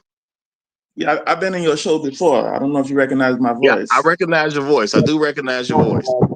Yeah, so I have a friend that just came from Puerto Rico, and then after that he went to Belize, and so he's just telling me like, Puerto Rico, you don't need your passport. All you need is an ID. And then he came from Belize, and then after that he went to like the cruise. So he's telling me like, you know what, start traveling. Because the more you travel, you're gonna experience different type of women and different type of treatment. Women in America, they stuck in their ways, and they got the government assistance behind them. But Trump is slowly getting rid of that. Let me be clear about that. So it's like, it's gonna take a while for these women to, get back in order. But for right now, I think men should get their passport, get their money up, finance together and everything, and start traveling. But we're not gonna fix these women in America. They got too much leverage and too much power. I mean, I hear what you're saying, but can you relate it to the topic? Yes, I can. What's the topic? Because I joined in. Come on, you got to know the topic of a show before you join it. All right, this is going to be a warning shot, y'all. If you don't know the topic of the show, don't come up. It's that simple. If you don't know the topic of the show, don't come up. Now, this is a warning shot because I'm going to let Jay get away with this, but I'm letting everybody know in the future. If you don't know what we're talking about, don't come to talk, okay? But the issue is Black men don't know how to date. So this is about dating, which you can do in multiple countries. No, it's not. It's not the fact that Black men don't know how to date. It's the fact that we're treating the wrong type of women like queens. So if you take the wrong type of woman on a date, do you know how to date? You don't know how to date, but at the same time, I think men should just play the field right now, because right now these women ain't listening. They're not listening, and it's too much of a risk taking these women serious. Oh, okay. But I mean, even though you're saying that, all that's gonna go into date. Because if you don't think she's serious or you don't think she's worth the trouble, and you take on the date, you're already wrong. But basically, I'm gonna tell you some real shit, man. Every man is just doing all that just to get some pussy. Why are we taking women on dates over some pussy when pussy can easily be gotten without taking a woman on a date? Women have proven that dates are not necessary to get pussy. So why are we dating them for pussy? Again, that's saying we don't know what we're doing. Now this is our own fault because we don't have to do this. Ain't nobody making us do this. You can pay for it. You don't have to do it. You can pay for it, but even if you just get cool with a chick, you don't have to take on no date to get nothing to get sex out of her. Women have proven time and time again that you don't have to take him anywhere to get sex out of him. That's basically the mindset of the man. Because I know when I was taking chicks on dates, my end goal was to get some pussy. But and that's what I'm saying. That's where you became part of the problem. Dating a woman should not be about trying to get sex from a woman. Sex is freely given in today's society. I'm not saying it should be that way. I'm saying it is that way. So why are you taking a woman on a date if the goal is sex? You never needed the date to get the sex. It's the point. So if you're dating for the sex, you're doing it wrong. That's what I'm saying. Dating for sex is you doing it wrong. You are putting your time, money, and energy into something that you could have had without doing all that work for. It's nothing wrong with making $500. But if somebody gonna give you $500 for showing up and just sitting in a chair for 3 hours, that's cool. But if somebody say, well, you can either do that or you can come over here, and what I'm gonna have you do is you're gonna help me put this wall up, and it's gonna be 3 hours, same time, but you're gonna help me build a wall. We're gonna literally put bricks together and make a wall. Why would I pick making the wall when I could just pick sitting down in the chair? It's the same $500. It's the same time. I'm gonna take the easier route. I'm gonna just sit in the chair for the $500. That just makes sense to me. Now, but we got the nameless protagonist who's come up. Shark Sim was up here for a second, but he got knocked off, so I assume he's coming back. So let me go ahead and give the floor to the nameless protagonist. You have it, my brother. To the chat and the instructors on the panel. Hosts.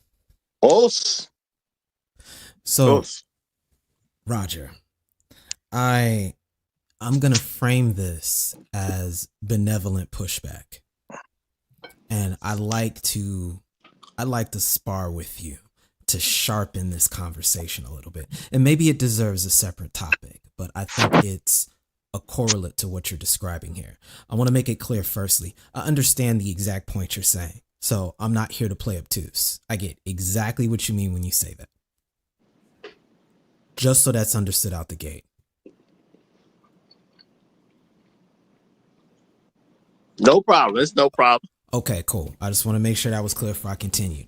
Now, what I will say, and I said it a little bit in the chat, I think that with the exception of people who are already in committed relationships, which I think is a sizable majority of dating that takes place, I think that that's no longer a given that that's the context that dating is happening under. And the overwhelming majority of dating that takes place now happens out of 1, boredom, and 2, fear of being lonely. And there is a industry that's sprouted around that propagates this and exacerbates these outcomes through social media and other vectors, which is leading to what I believe you're observing, which is this inappropriate use of dating, you could argue. And I think that this goes multi-directional and it becomes a chicken or the egg discussion as to who originates it. But as far as the market is concerned, it's the same way children get targeted for certain ads so that they could get the parents to go buy it. They take that and they aim that towards the women, preying on that fear, knowing that they'll start demanding it. And that's what the dudes are acquiescing to. And I recognize that your statement is you don't have to agree to that. But what I'm saying is I think we're making too much. Let me not put ideas in people's minds. It should be considered that a sizable, growing inertia of why dating is occurring is happening under the context of boredom and fear of being alone, which is leading to this hyper commoditization of the date being a metaphor for intrinsic value, both on the woman herself and a projection of the way in which the dude could possibly and potentially provide. I'm sorry, can you say that last sentence again? I said, the idea is that the commodification occurs because in this commercialized environment of dating, women place an intrinsic value on the amount of money being spent, which is where the demand comes from. And the dude is then commodified by his potential to spend by how much he does. And see, I can't agree with that. A lot of women have actually become very cheap because they choose to be stupid. And that's how I see it. See, back in the day, you dated a woman, you know, it was understood you're going to date the woman you wanted to marry. It wasn't just about sex. Man was saying, man, I'm going to be there to take care of the kids when we have them. I'm going to go get a house and put you in it. I'm going to provide transportation for you. You know, I'm going to provide a lifelong commitment for, like, the man came through the door offering all this abundance of things that women have said, you know what, rather than accept that abundance, if you got $200 to spend on me, I might give you some. If you got $300 to spend on me, I might give you some. Shout out to Riley Freeman, man. Shout out to Riley Freeman. You should have had that clip. That's basically called prostitution. Again, shout out to Riley Freeman. Yeah. So let's not get it twisted, y'all. The women are far cheaper than what they used to be, even though they're asking for stuff up front. They are truly a lot cheaper than what they used to be. A lot of them just too dumb to know how cheap they are in comparison to women of the past. But that's why I'm saying now it's a present moment issue. And my bad, Jay. I'm gonna finish this point. You got it, Jay. And then I think Sims was next. I just want to highlight that point for consideration, purely just due to the fact that there has been a shift for sure. And I can cite COVID as being the most likely point where this shift occurred. And this is where they got the game messed up, which is where dudes are in turn getting the game messed up, which, again, to be fair, that can look like a chicken versus the egg back and forth. But I think that's why some of that was observed to be different once you move outside of the industrial first world and into economies that are starting to play catch up. But thanks to social media, some of that is beginning to change, but there's still so much cultural inertia that they still remember what this was like pre-dating commodification era. But Jay, you got it, fam. Yeah, well said, brother. Well said. Go ahead, Jay. Yeah. I'm gonna debunk what you just said, Roger. I don't think they're cheaper. I think they're more pickier because of the age of social media. They got way too many options. So if they were if that was the case, they wouldn't have babies by so many men that they claim is broke. Because the man that they have babies with that was broke, that's the man that was sexually attracted to. That's the man that No, not at all. That's what you say because you're a man and you want it to sound logical. You want it to make sense. At the end of the day, she was with that dude because he was in a compromised position. That's all it was. You want it to make sense to you based on you being a man. Now, women do a lot of stuff from emotions and they have a lot of ulterior motives. If they consistently do something, see, the thing is, it don't make a difference what the man look like. Now, I understand men ain't examining men like that, but when you look at the guy she had the baby with, it ain't like one guy 5'3", so she won't talk to him, and then the guy she had the baby with is 6'8". That's not what's happening in the real world. That's something men say to make it make sense to themselves. Maybe the guy that's 5'3", he got money. He got a lot of motion. No. The point is you're saying that she had the baby with the guy who she found more sexually attractive. If you look at the guys, there's no real difference. You're just trying to figure it out to make yourself comfortable with the answer. Now, the truth is they just doing crazy stuff. And that's all there is to it. They're doing stuff without a good rational reason. They're doing what they want to do because they want to do it. It has nothing to do with how the guy looks. Women do a lot of stuff with guys, and looks is not their main driving force. So as a man, y'all will say, well, the other guy was sexy because you try to make it make sense to you. We got to stop trying to put what makes sense to us on women and just deal with what makes sense to them. The driver for them is something totally different. And let's not forget, each child when it's income tax, it's $1,000. So let's not forget that motive that women do.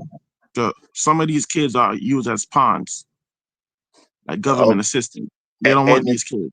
and the thing is, what a lot of men ain't noticed about other men is there's a certain group of men willing to give them babies with no real connection. And they Yeah, go that after too. those men because other men want to be involved in their children's lives, and they don't want you in the children's lives. So why would they have a baby with the guy who wants to be involved in the children's life? Plus, the main thing is those men won't give them a baby in the first place. Why, it's not a coincidence that black men use condoms more than anybody else. Productive black men won't give them a baby, so they have to go to the guy who's a yahoo to get a baby out of him. That's just called supply and demand. So now I'm gonna say you can't debunk it. You just got to pay more attention to what the women are actually doing. The guys look the same. They'll find a way to get a baby out of you.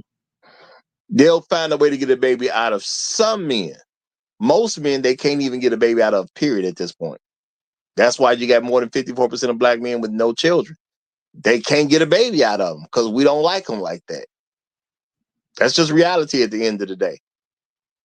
But let me let Shark Sims get the floor since he done came up. Shark, you got it, my brother. Hey, what's up, fellas? How y'all doing? TGI Friday and all that good stuff. How you doing? Doing Roger, well, brother. what's the topic again? Nah, I'm messing with you. Nah, but honestly, I think black men don't know how to date because of the fact that most of us get our dating tips from our mother. Mother is telling us what they wish the man would have did for them.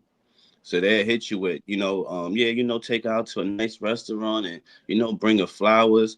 And then, so that's one aspect of it. And the other aspect of it is not by us being, especially like our generation who didn't have a father and be like latchkey children and stuff. We was raised off of media. From hip hop to TV shows, everything was, you gotta take her to a nice restaurant. Steve Urkel was trying to take Laura to a nice restaurant. Everything is that. So then when the hip hop comes into play, you got these guys talking about you gotta buy her this and you gotta take her there and it ain't tricking if you got it. So our whole concept, we never really had a lot of like, I had OGs like go to the barbershop and they schooling you like, you know what, just take it to the movies or you know what I mean, afterwards y'all go chill at Central Park or such and such. But a lot of dudes didn't really have that. And even me to a point in time, like even I got caught up with the whole media stuff. Like I always say, like it wasn't like I got back on track once I got to the red pill. You know what I mean? And I started listening to you guys and sitting down and just shutting up and listening. So I think that's a big factor. Like everything revolves around media and spending money. So we don't even realize like you basically social engineered to do what you're doing at this day and time. And as far as what he said about female, what you were saying, females are more or cheaper. Yeah, they are, to let Jay know they are a lot cheaper because at the end of the day, time is money. And back in the days, you had to spend a lot of time before you could even get with something that was worth something. Like you always had the little skeezers that you could take to Pebble Beach. But to get with a cool chick, you had to walk down on her, talk to her at least like 30 minutes in the mall, then get a number, then talk with her on the phone forever, get cursed out by your moms for running up the phone bill, all kinds of shit before you could even get her to even get to see her butt naked. You know what I mean? So it was like their time is money. So now all you gotta do is just buy her a drink at the bar for $15, chop it up. $30 later, you at your crib. Yeah, and back in the day, they even had a whole thing about you had to come over, meet the parents, father talk to you. What's your intentions with my daughter? You had all type of pressure going on. Sometimes the grandparents want to get involved. What you trying to do with my grandbaby? Because I like her. That's my special grandbaby right there.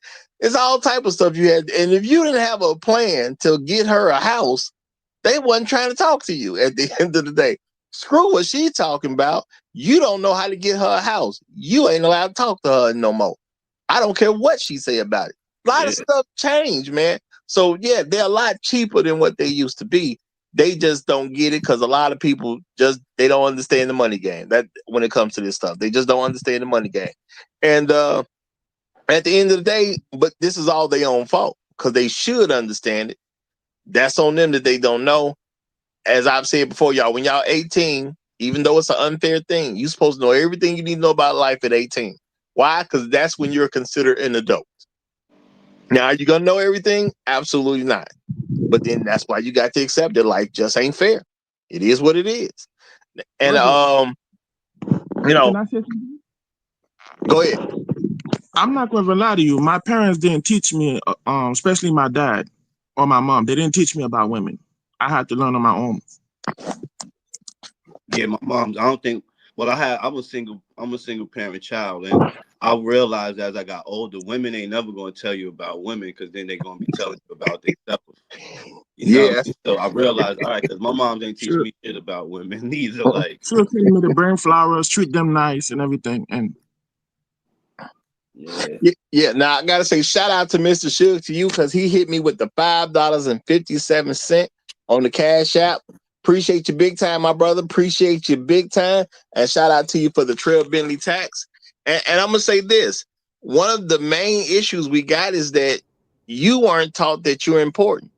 Because see, if you actually listen to what I'm telling you about dating, I'm gonna pick a girl out, right? Eventually some woman agrees to go out with me because I'm not going to say anybody going to shoot 100%. Okay, so I talked to enough women. Now someone has agreed to go on a date with me. I done talked to her on the phone and, I thought it was cool for her to go somewhere and we going to have a nice time. So what have I done? I picked the woman that I like. I've agreed to take her someplace. It's going to be my treat. But I'm important.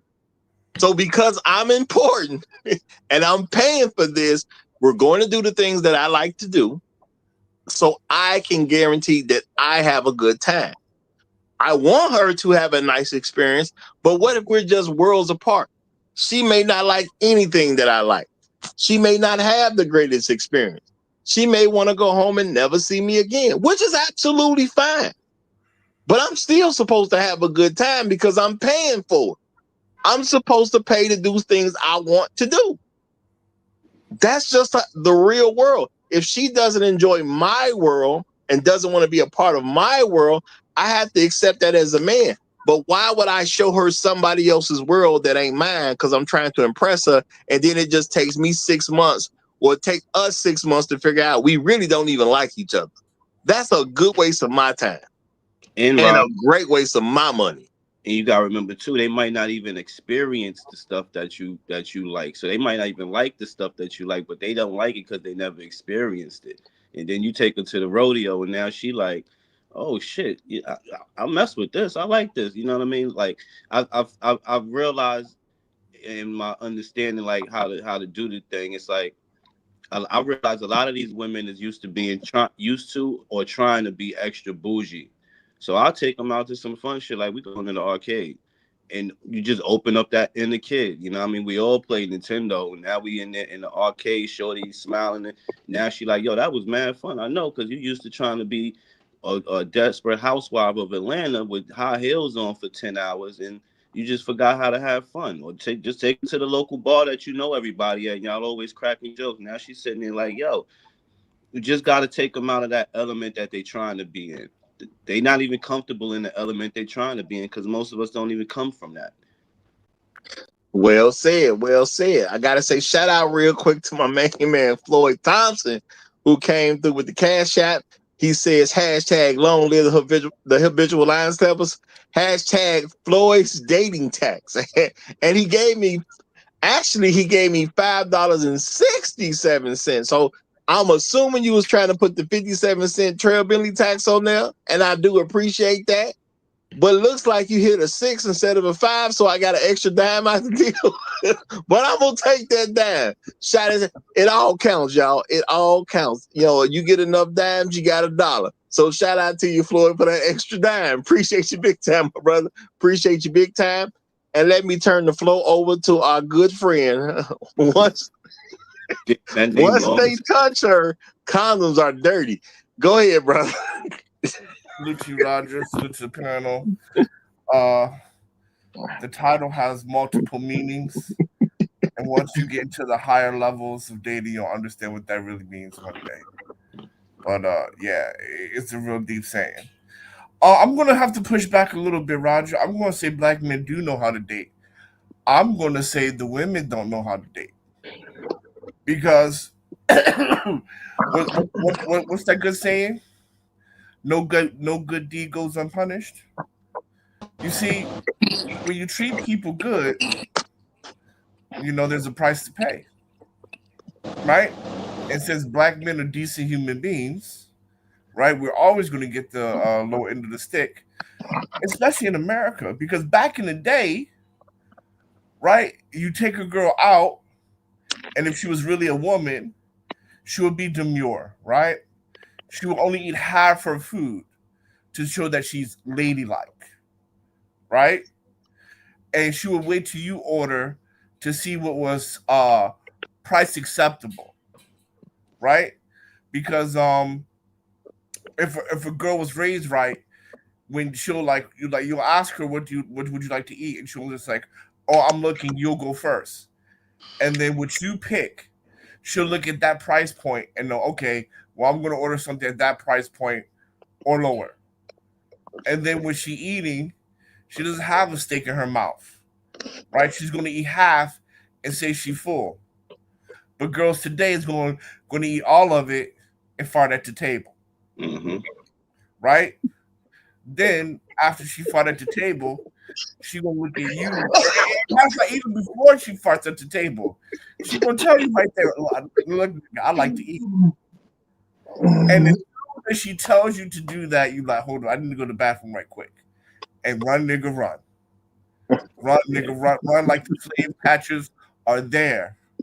Because not only is she gonna eat, brother, she gonna fart at the table, and she gonna fart on the way home.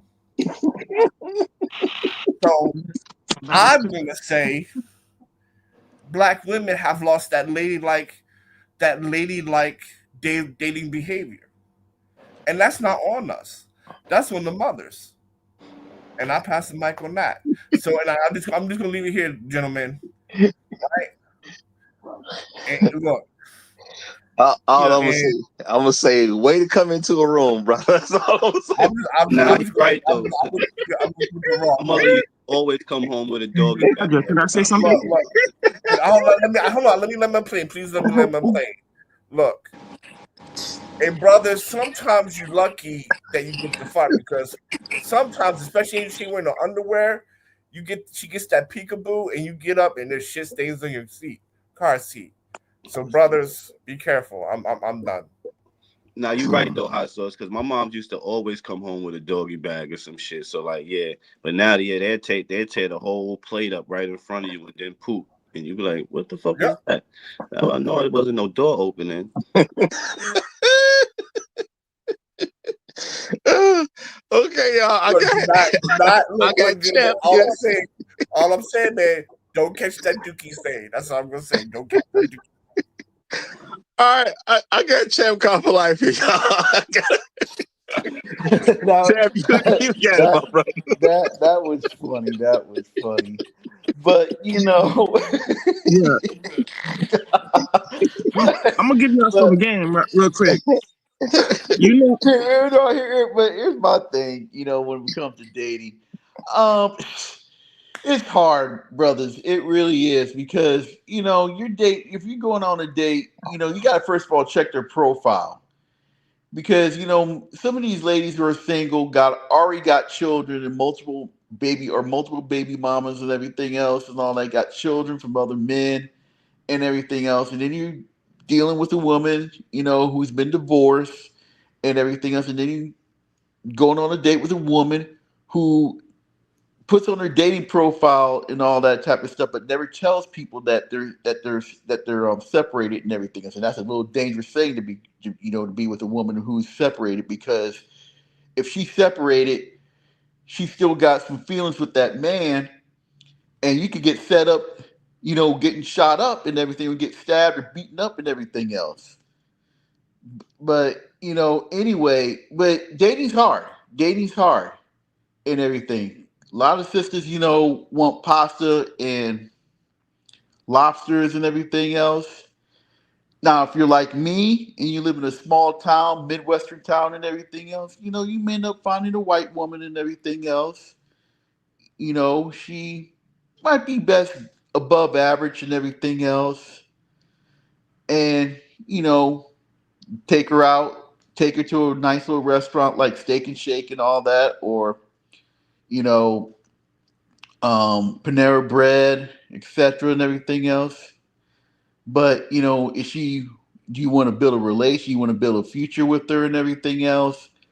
First thing you got to think about first is that you're black and everything else, and second, you know, if you go in with a white woman and everything else, you basically have to make some compromises on some things and everything else because she might end up liking country music or rock and roll music and everything else, and I'm not down with country music at all. So, and you know, if you want to go out with a sister and everything else, you basically gonna have to check her profile. Unfortunately, you gotta check her profile and see, you know, how many if she has children, how many are from different men and everything else. It's very hard to find a single black woman who has never been married and everything unless she's um non-black American and everything else. So again, you know, dating's hard. Dating's hard here. So I'm gonna land my plane. All right, let me say this real quick, and then I'm gonna let Jay get in because I heard Jay trying to say something. Shout out to Terenzo Jones, y'all. Shout out to Terenzo Jones. He says hiatus and soup and etc. tax. Hey, appreciate you, brother. Appreciate you. Glad to see you back in the building. Glad to see you back in the building. Okay, so shout out to you, Terenzo. Appreciate you, brother. Appreciate you. All right, Jay, you was trying to say something. I heard you trying to say something earlier. Do you remember your thought? Yeah. The way you can get rid of the time wasters, you got to be straightforward with them. So it's not really hard. You got to let them know, like, you know what? I want to fuck. I want some pussy. That's when you know if she's wasting your time or not. Okay, well, you know what, Jay, you may not know it. We trying to keep the language down a little bit here, so we gonna say instead of using the curse word, just phrase it in a different way. That's all. Instead of using the curse word, just phrase it in a different way. But I do get you. But I'm gonna say this. If you're just trying to have sex, you ain't supposed to be trying to take on a date in the first place. That's just it's just an unnecessary thing at this point. Yeah, I Women that want you just want to have sex with, just be friends with them, be cool with them, talk on the phone with them. They're gonna say, "Come on over here and get some." You go over there and you get your piece and move around. But there is literally no purpose in taking a woman on a date that you don't think has a possible chance that you're gonna marry her at the end of it. Now, yeah, I see, think now we're being controlled with what women want. And I think I think we need to be careful with that statement as well. Just get the pie. Atlanta alone has 20 new cases of HIV. They Houston is so wild. They actually created new STIs. They created new ones. So to be going over there, saying like, okay, just get this, go that. I think that's a crazy message in 2025, especially the way things are going on now. And again, and again, you know, at the end of the day, like it's all about can you mute, can you mute? Because at the end of the day, right? Because we're talking about dating, right? And again, right? Black men really do come in good faith. It's just that women have lost that lady. I mean, I'm not even going to say black women. I'm going to say all, like most American women. They really have lost that ladylike behavior when it comes to dating. They don't know how to date anymore.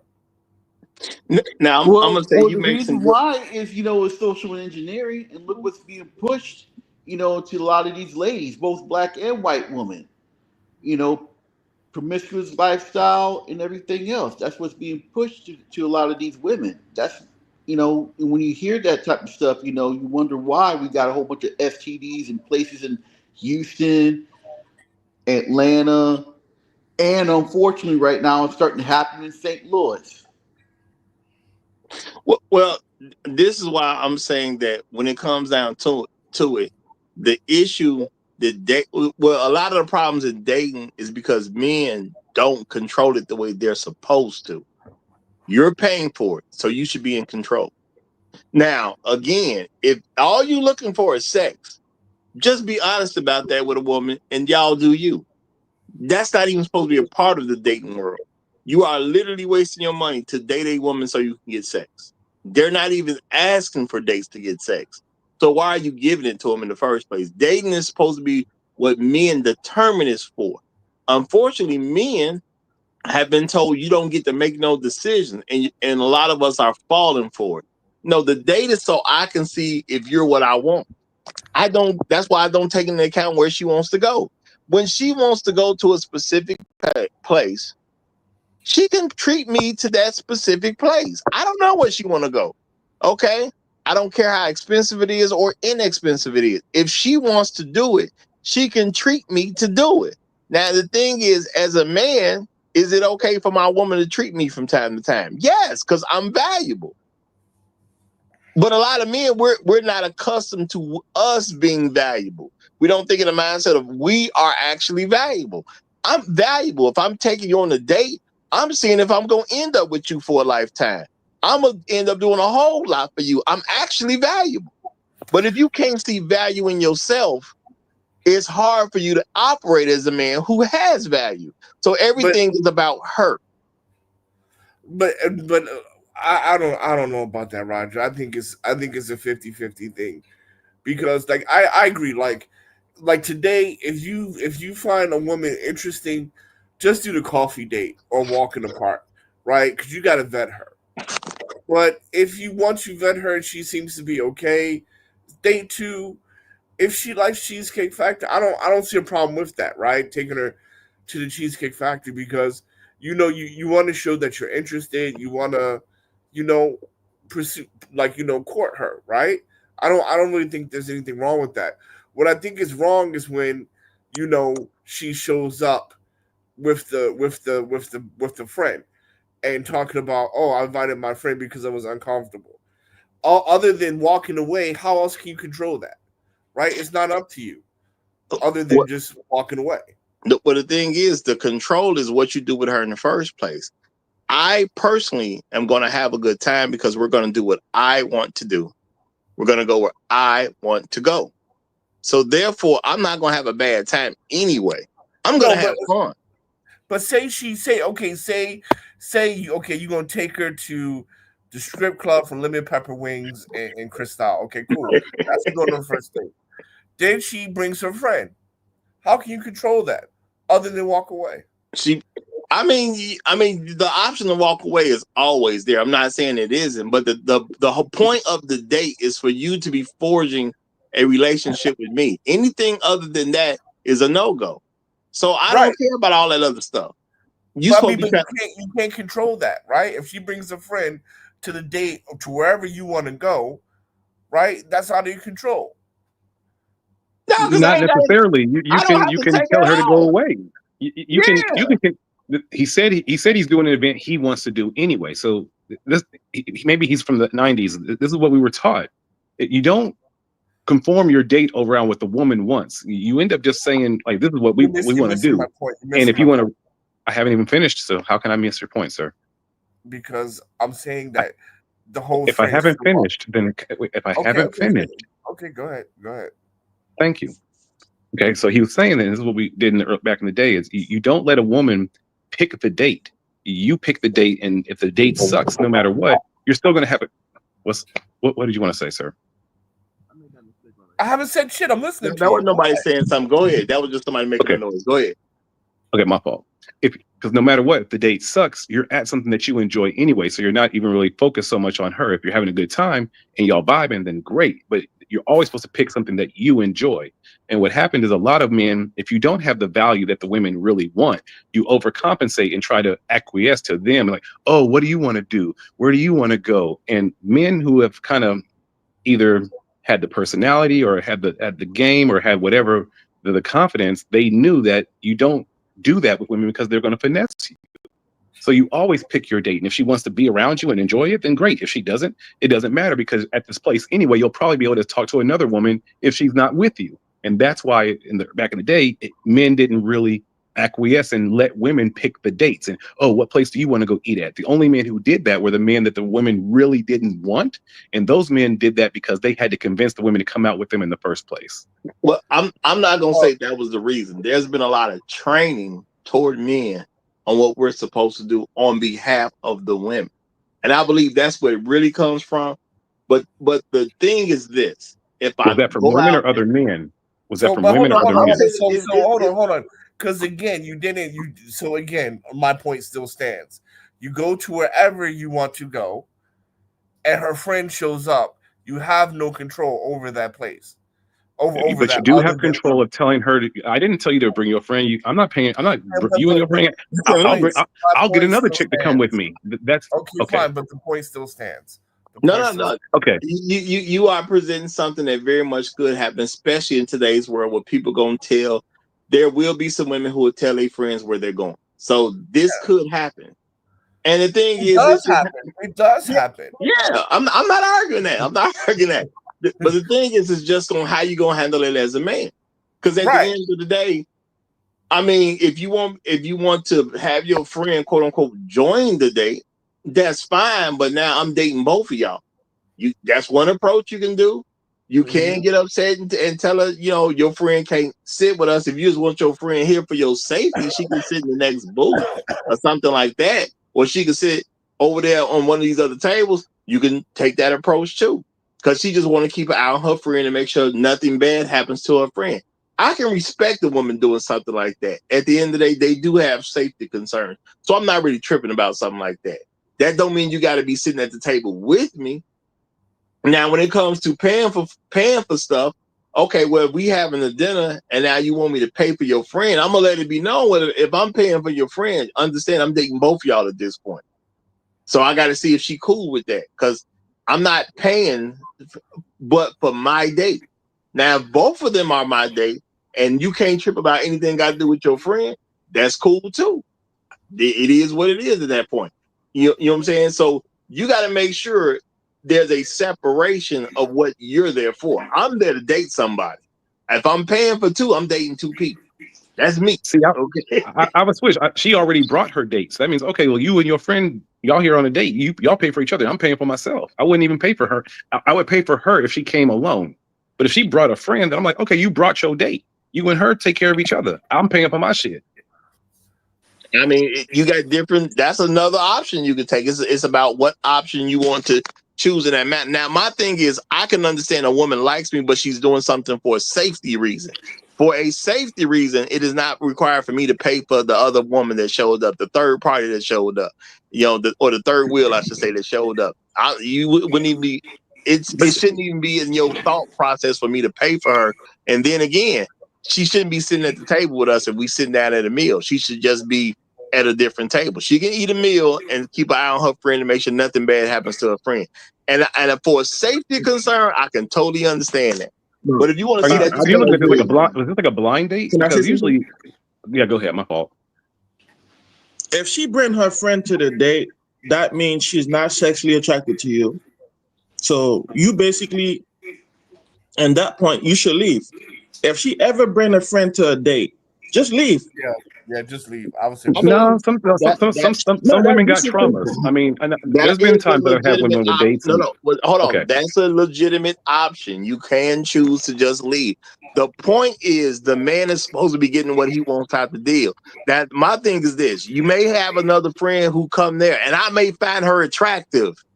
Now, if I find her attractive, I would throw the option out there for me to date both of them. You can date two women at the same time and see what she said about it. You got. Look, I got some honey on my tongue, but if you can pull that off, sir. then you top tier. I got that. That would be a very, but it might work. It wasn't my idea. She the one who told somebody to come. It wasn't even my idea. Oh wow, I don't know You like, about no, that. he's right. Hey, the threesome wasn't my idea. You started this. No, I feel Now, you. seven times out of 10, they probably having sex with each other anyway. That's why she brought her. Yeah, So yeah, true. You're Roger put that in not the air. lying, sir. You're not lying at all. Roger put it in the air. They might say yeah. All I'm going to say is, in today's world where people are not ladylike, all you got is two people farting at the table. That's all I'm going to say.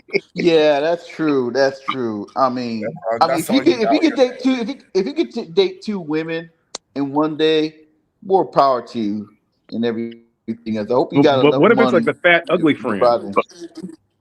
Well, see, that's what I'm saying. As a man, you can What if you bring a implement. linebacker? No, If she this is bring what a I'm saying. linebacker.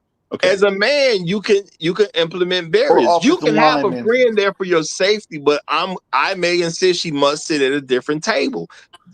Her being at a different table is where she can still see what's going on with you. I'm not doing anything or putting you in any harm's way. She can clearly see that. She don't have to sit and eat with us at that table if that's what we doing.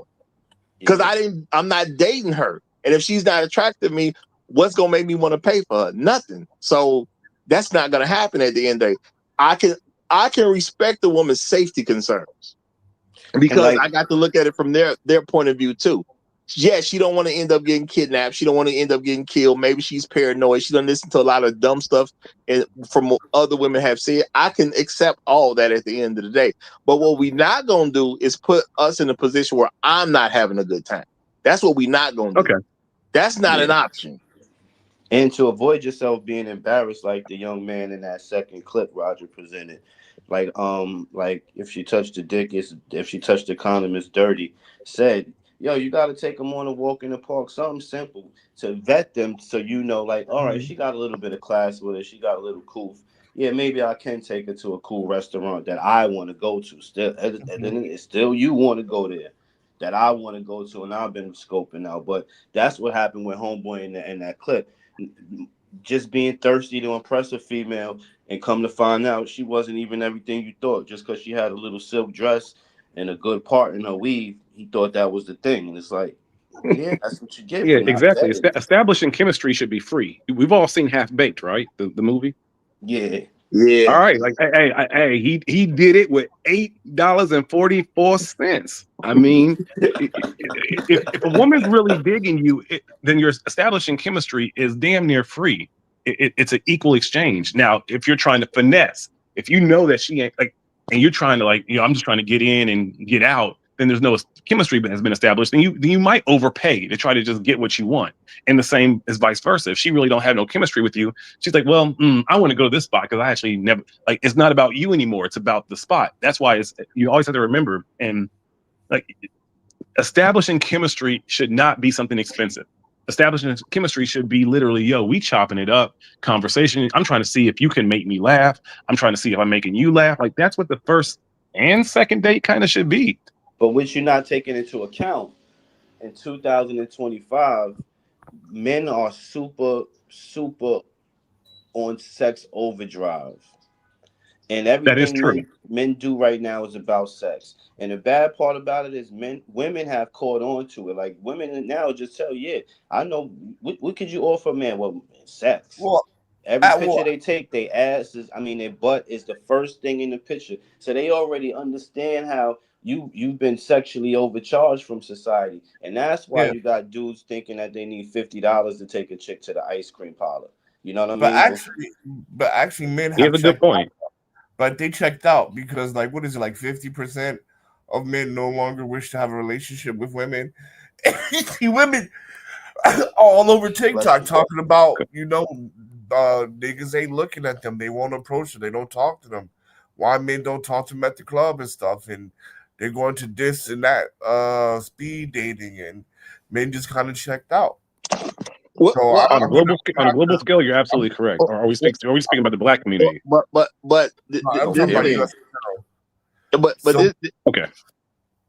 Okay. Then let me say this, y'all. Hold on. Let me let my plane, bro. Let me let my plane. So at the end of the day, I I think again, moving forward, man, I think we've seen the studies and stuff like that. Like moving forward, I don't think this is going to be an issue because there's going to be women are going to become more and more invisible as time goes on. Exactly, I agree.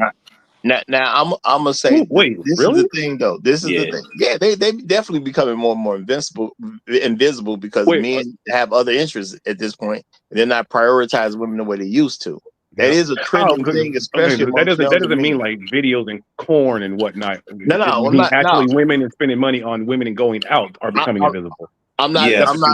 Okay, yeah, but I'm not saying that. I'm just saying men are just finding better things to do. Play basketball. No, let me say this and give you guys some advice because when it comes to like sexual relations, like I'm actually in a place that's probably like 5 years ahead of you guys. So you in Tokyo? This is in a little bit of financial advice. With the adoption of more AI apps and the adoption of more sex robots, women are definitely going to become more and more invisible, right? Like right now, when you go to the Netherlands, the number one brothel right now is the robot brothel. You're not joking. People from Germany are going there all the time. So moving forward, right? Because women, especially in the US, women are such a gamble because if you look at them at the gym, you're posting on social media, you're a creep, right? And it's such a gamble to interact with them. And as you have more and more AI companionship combined with because like China, right? We make the most advanced robots. Like I'm actually invested in sex robots, actually. And it's just going to become more and more. It's just going to become more and more popular. And they just started working on artificial womb robots. Yep. Okay, now I'm gonna say this because we got Riot and then came up, so I'm gonna get him the mic too. Look, my thing is this, y'all. I'm not trying to take this to just a sexual conversation. I am saying wholeheartedly, if you're dating for sex as a man, you are literally doing it wrong. No, but Roger, what I'm saying, Roger, I'm sorry to cut you off. What I'm saying to you is this: is that with the advent of AI, like if anyone has a chance to look at her, check it out, right?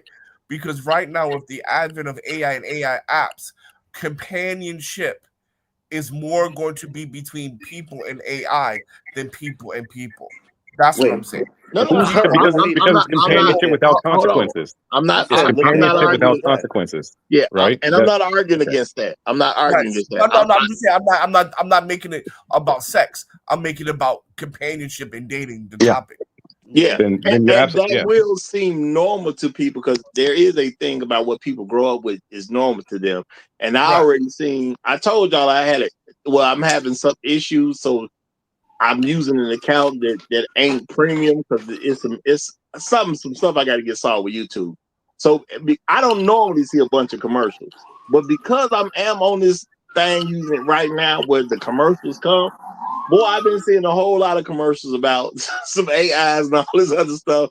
It's getting real freaky out here. That's all I'm saying. Yeah, right now, I would say right now, 30% of my communication. 30% of my daily communication, maybe 50%, is with AI right now. 50%. Well, I'm seeing the advertisement of all this different stuff. So, you know what I'm saying? That what I'm seeing from an advertisement perspective, I'm going to say it's a little eye-opening and a little funny to me because all this advertising that I'm seeing right now that I'm not normally accustomed to seeing all this advertising. But what I'm saying, though, because I said this earlier in the show, you ain't supposed to date for sex. If all you want is sex, you have conversations with a woman. You don't take her out on dates if all you want is sex. And if men are taking women out on dates to get sex, you're messing up the market. So you don't get to complain that the market messed up when that's what you did. Dating should be reserved for something greater than that. Dating a woman that you have no marital interest in is stupid. It just is what it is. Because what benefit does it give to the market whatsoever? And the answer truly is none. So why would I do something that don't benefit? That makes no sense.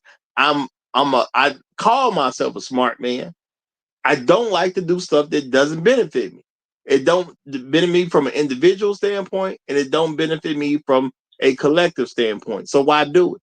So dating for sex is stupid. But if we trip about the women who say, well, I'm going to date for sex, but you've been dating them so you can get sex, where the problem at? Because she's getting accustomed to what you're doing. Again, we control dating because we're the ones spending the money. So no matter what women say, if you turn your power over to women, even from a dating perspective, you did that. Why are you turning your power over to them in the first place? But let the floor go to Rael since he done came up. Rael, you got it, my brother. Peace, Roger. Peace of the panel. Peace of the chat. You know, this is a topic I talk about.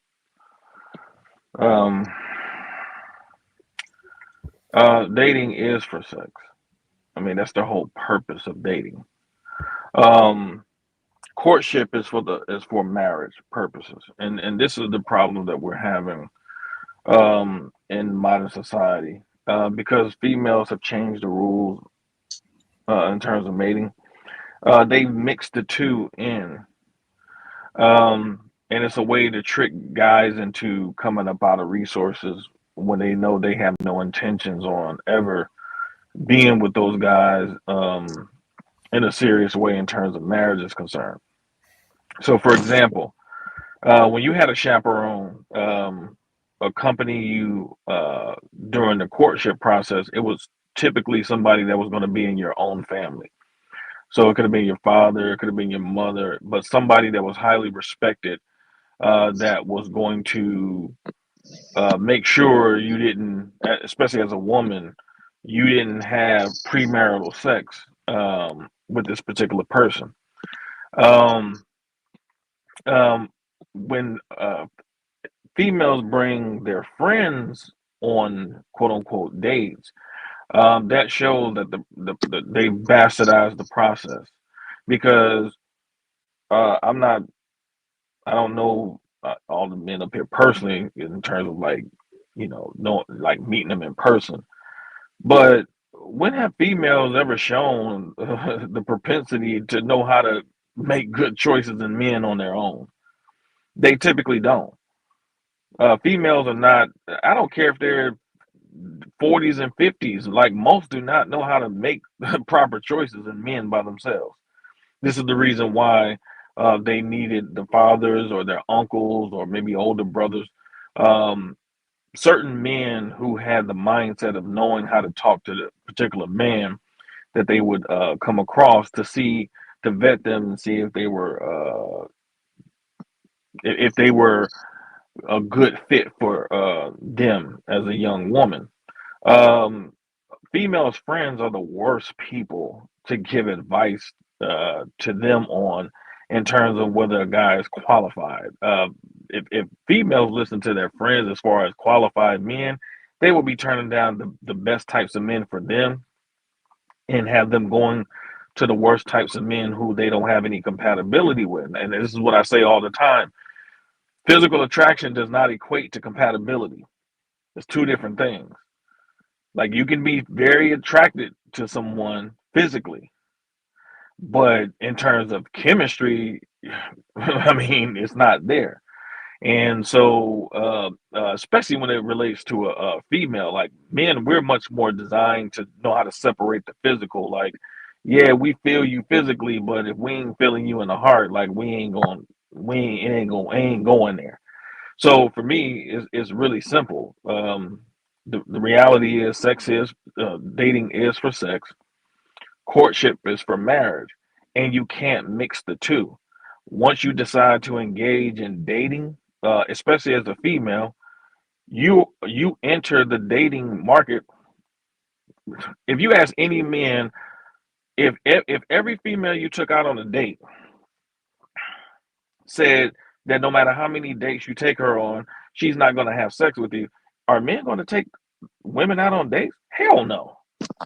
Men are not going to take women out on dates for free. Like this is not charity. It's not a charitable contribution to a broke female's cause. Unless you're getting something out of it, which is what that entailed typically, especially over time. Like if you took a female out on a couple of dates, you're going to be expecting to have sex in return. So if you're not getting that return, you're not going to engage, which is why a lot of guys have opted out of not taking females out on dates out here, because a lot of guys have realized a lot of females have been out there using them for dates. But in terms of courtship, yeah, in the process of courtship, yes, according to the old rules, yeah, you did have chaperones that would accompany you, but it sure as hell wasn't their girlfriends. It would be somebody, especially as far as the woman is concerned, it would be somebody that's in their family that's highly respected, where people, where the guy that was with them would have to respect those people's position as well. So that's it. It's a very clear line of demarcation. Dating is for sex. Courtship is for marriage purposes. That's the end game. No, and I totally get what you're saying and how things used to be. But my thing is, we're not in those times. And part of courtship is a date. But grown folks ain't going to be having no chaperone. We got to be realistic about that. Dating is for courtship. To take a woman on a date that you have no intentions of being with, ain't doing it's not the same, Roger. It's not the same. It's not the same. You keep conflating dating and courtship. They are two separate things. When guys date for sex. Men are not confused about that. So what men are confused by is women. Okay, whenever you hear an adult woman say she wants a serious relationship, in y'all experience, have most of those females' behavior was it born out to be serious? Most of the time, no. That's a flag on a play. That's females' way of getting guys drawn in to make you think they're serious. Most of the time, they're not serious. If she doesn't specifically say she wants marriage, she wants to be a wife, and instead she's using partner, serious relationship, all of the ambiguous language that they love to use, that is a flag on the play. You cannot trust her at all. Period. So and I'm can you saying, break down the difference between courtship and because dating for us? That's what I keep saying. Hold on, real quick. Okay. Hold on, real quick. See, this is what the thing is. The problem is the man is giving their power up. When I go on a date, it is for courtship. Because if I don't see you as worth courting, you ain't going nowhere. That's in a man's power to determine. A woman cannot determine these things. The only way a woman can make these choices is the man turns his power over to her. The problem with black men, we keep turning our power over to the women, then we don't like what they did with our own power. You pay for it, you dictate. Hold on. Does courtship require money to be spent and sex to be had? No, it doesn't. Exactly. So that means it's not a date then. See, when you're courting, the purpose of courting is to protect the woman from sex from a man who has no desire to marry her. That's why you court. Because a woman back in those times, in the days where courting was the norm, you did not want to be misused for your virginity. So you courted, and you wasn't required to have sex, because the purpose of courtship is to see if your personalities mesh well together, to see if you're a good fit for marriage. Likewise with men, you did not have to spend money on a woman to court. Okay, you don't have to hold on. You don't have to spend money to court. You spend time, because the purpose of courtship is to literally get to know the person. Most of the time it's backwards. Most of the time in society now, you're starting out with sex first, and sex clouds how you view that person. Okay, so to keep humans, man and woman, from being confused about one another, the courtship process preempts that particular part of it, because once y'all know y'all interested in each other physically, now you got to decide, okay, especially for the man, he has to decide, does he view this particular woman as short term or long term? If he courts her, this is how you know it's different. If you're courting a woman and you see that she's quality in terms of marriage, you can suppress your sexual desires because you view her as something being greater than just something to fuck on. If you look at her as something to just F on, then you're going to date her because you're not going to take her seriously. That's the facts. That's how it's always been. That's how it always will be. They have two distinct purposes. And the problem is, in society, men have allowed women to bastardize the process by mixing in shit with it that does not go together. And that's the reason why there's so much confusion, because guys are getting roped into this boyfriend dating. That's why it's so much confusion, because guys are not understanding, like, look, I'm taking this chick out on date, I'm doing this, they're not getting me the response. Yeah, because you're not going through it through the if a man is looking for something more serious and a female is just looking to be taken out on a date for a free meal, there is no compatibility there whatsoever, because they're both operating on two different frames. So that's why you have to have a clear line of females who love to corrupt the process. They love ambiguity. They love for things to be vague and unclear, because in that world, they get to get off all the shit that they want to get off on you. But when it's clear, when you say, look, I'm here for courtship, for marriage purposes, when you put that on the table with a female, now she has to show and prove what she really represents. Because when it comes to marriage, there is a standard there. Dating is no standard. Dating is blood sport. That's what it is. That's what it is. Okay. Now I'm taking into account of what you're saying, because we didn't have some of these conversations before. But in the reality, when you date, do you have to spend money? No, you don't. You can do the exact same thing that you explained in the courtship on a date. Who controls dating? Men, because the men are paying for it. The women have no dictatorship in any of this. So the women are only doing what the men are allowing them to do. So if the dating is for anything other than a courtship purpose, that is men's fault. As men, we did that. I can't blame that on women. Women take what they can get all day long. Anybody who ain't paying ain't in control.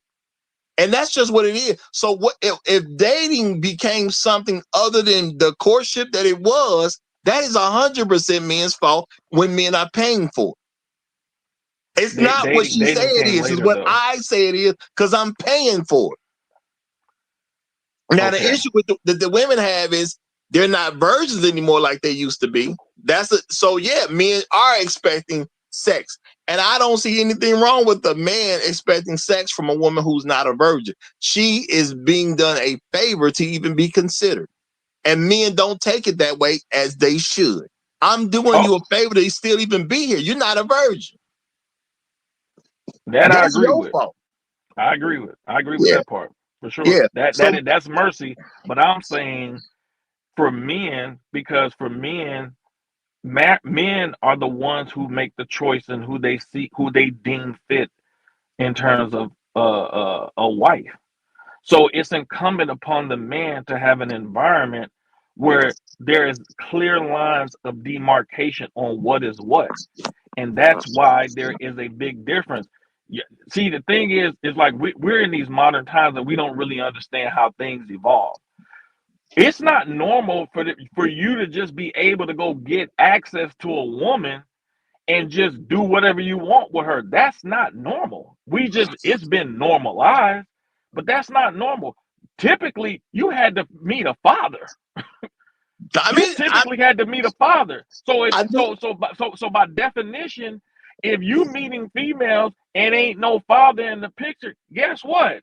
You dealing with somebody that's more likely into dating, which means an exchange for body, for money and gifts. That's what this is. Like, they can say I'm a girlfriend, but if you're exchanging your body as a woman for money and gifts, man, that's prostitution. And that's my whole point. We keep trying to make it be something that it ain't. No, girlfriend is not real. Girlfriend and boyfriend is not real. That is for kids. That is for high school teenagers. In the real world, when you adults, marriage is on the table or you just playing. And that's what we got to make sure, like, the lines of demarcation are clear. So you'll know when you're dealing with that female, no matter how good she looks, no matter how big that ass is, you know I'm just here to play with her because mentally she is not there for the real shit like marriage. And that's what it is. It's marriage at the top. And if it's marriage at the top, if it's marriage is one thing. Everything outside of marriage is about sex. Porno, Okay. prostitution, sugar baby, friends with benefits, all of that stuff is about sex. And all that being said, just says why it should be agreed upon that if it's just about sex, you shouldn't be dating in the first place. Because dating should be left to courtship. It shouldn't be for nothing else. If you're not courting a woman, what you dating her for?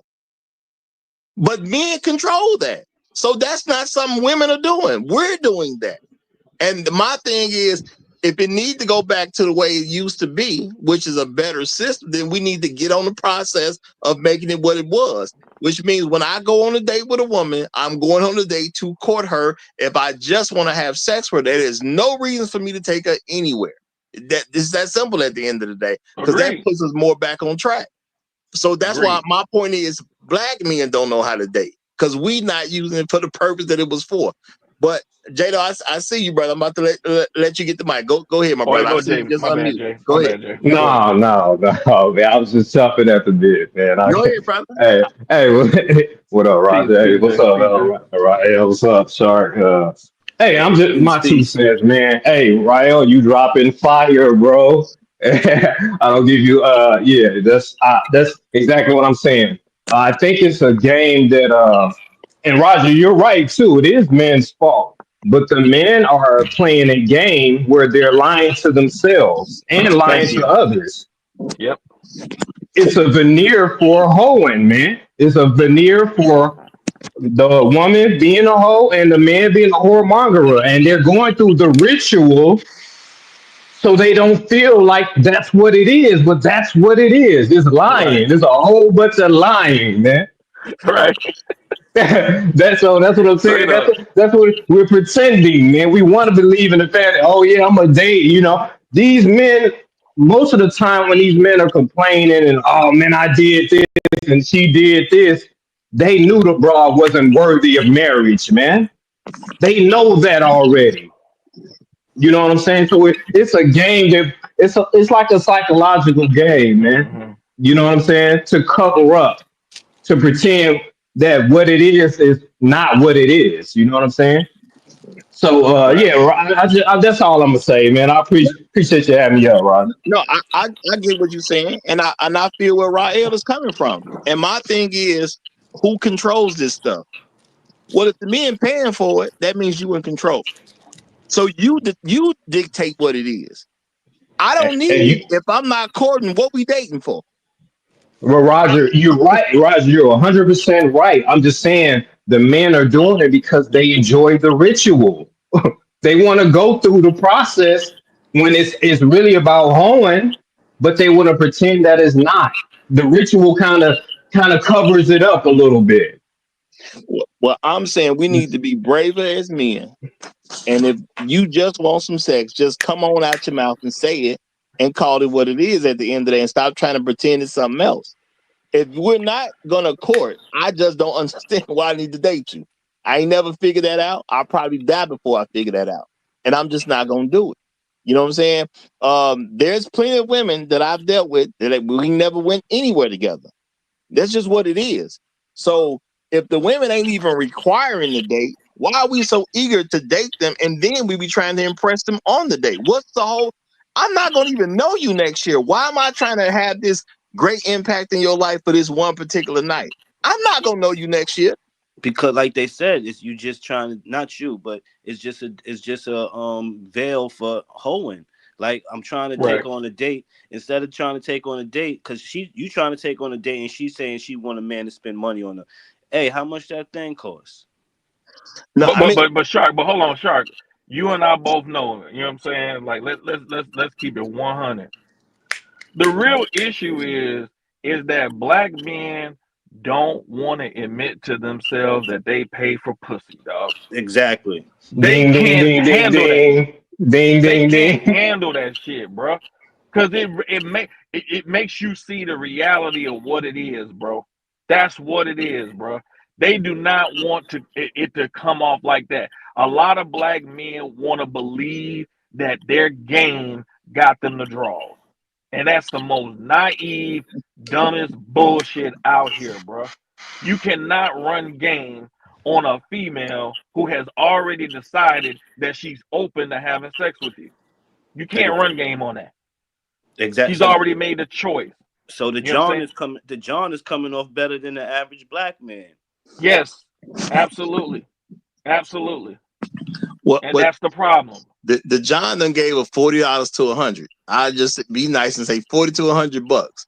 The dude talking about taking on a date, trying to figure out how to put $300, $400, $500 together to quote unquote impress her. It ain't even 500 because you gotta remember you make $50 an hour and you didn't chill out with her for 5 hours. So yeah, it's definitely costing you a whole lot more. So yeah, what did it sound like got the better deal? The guy who just came out and said, "Look, baby, I pay your phone bill if you just gonna give me some. Look, baby, I pay your shortage on your rent if you just give me some. Look, baby, you need some new tires. I pay for it if you give me some." Yeah, I mean, he gonna come out better at the end of the day. No, but new tires and the phone bill, that's a lot of money. I'm gonna take you out to eat. You go get this scrimp, and you know what I'm saying? But either way, the John is still coming off better because he just giving her a good $100, $40, and he out the way in a half an hour to an hour. Yeah. You bought tires, you know, it's a process to buy a pair of tires. But see, dudes will be surprised how much the average female now is with that type of game though. Yeah. Like 20, 30 years, nah, not straight up. If you ask the average female, in general, like on the surface level, would they be open to that? They'll try to BS and say no initially. But then when you ask them, well, when you was a girlfriend, isn't that exactly what happened? Didn't your boyfriend take you out? Didn't he buy you stuff and you gave him sex in return? And then they'll sit there and think about it and be like, well, yeah. So why would you be against it straight up? But I think actually a lot more females would actually be more open to it. I think the problem would be more the dudes. I think the dudes are more scared to actually come with it like that. And I'm not saying like just come out and just, I'm saying being able to phrase it a certain way, but I'm saying overall, like a lot of dudes are really actually scared of that reality because they need to feel like that chick is really feeling them like that. You know what I'm saying? They ego need to feel that. And it's like, no, you only need to feel that from a wife. You need to feel that from a woman that's your wife or that's trying to be your wife in terms of y'all being engaged. That's where you want to feel that from, not from some chick you can't even verify. You can't even go to her father and verify her behavior. Like, how's she gonna gratify you or verify or give you that feeling that a random chick is not even supposed to give you like that? Like, if your manhood is predicated on you smashing like a hoe, your manhood is faulty. It is very faulty, bro. All right, y'all. Now we got a new guest up here. Q4 is the guest. So I'm pretty sure this is the same Q497 to be in the chat, but we just want to make sure. So Q4, welcome to the show. You have the floor.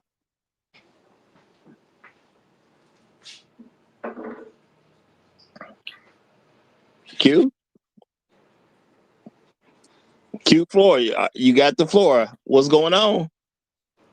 While I was chopped it up too hard, that nigga ran. He said, "Nah, I'm good on this combo."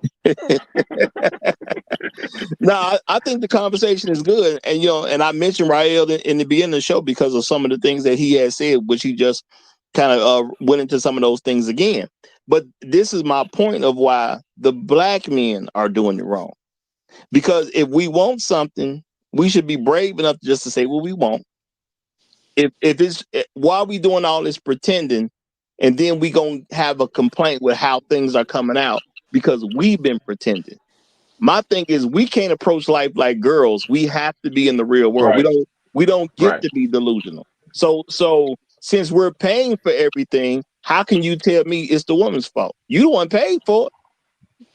You know what I'm saying? Like if you buy a woman a gun and you buy a woman some bullets and then she shoots you with the gun, like, bro, why you buy the gun? You know, why you buy that? And I'm talking about something like it instantly happens. Soon as you get it, soon as you put it in her hand, she load it and shoot you. Like, bro, you should have known that was if she didn't like you like that, why would you go buy her the gun to shoot you? That just don't make no sense at the end of the day. Which is why I think any brother dating a woman so he can have sex with her, you are literally messing up the market that you want to be okay. Yeah, but I think that don't make sense. It's a pride thing. Like it's like black men, their pride is one of their faulty measures right now. Like, cause like when J.O. when them said is real. Like I got a cousin and we was watching, like it was a clip, and I never seen these things before when I was growing up. But a woman actually proposed to a dude, and my cousin was like, "I never mess with a female that proposed to me." And I'm looking at him like, "Nigga, what?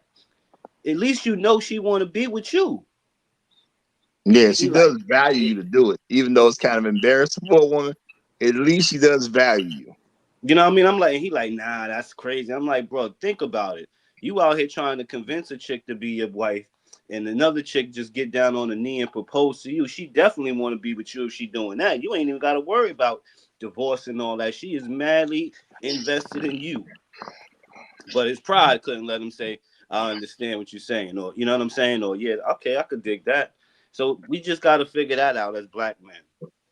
Yeah, it's one of those things where it's like, okay, the difference between men and women, females will celebrate their friends being with a guy that is no good for them, even though he might hit the check off the boxes in terms of the physical attributes or whatnot.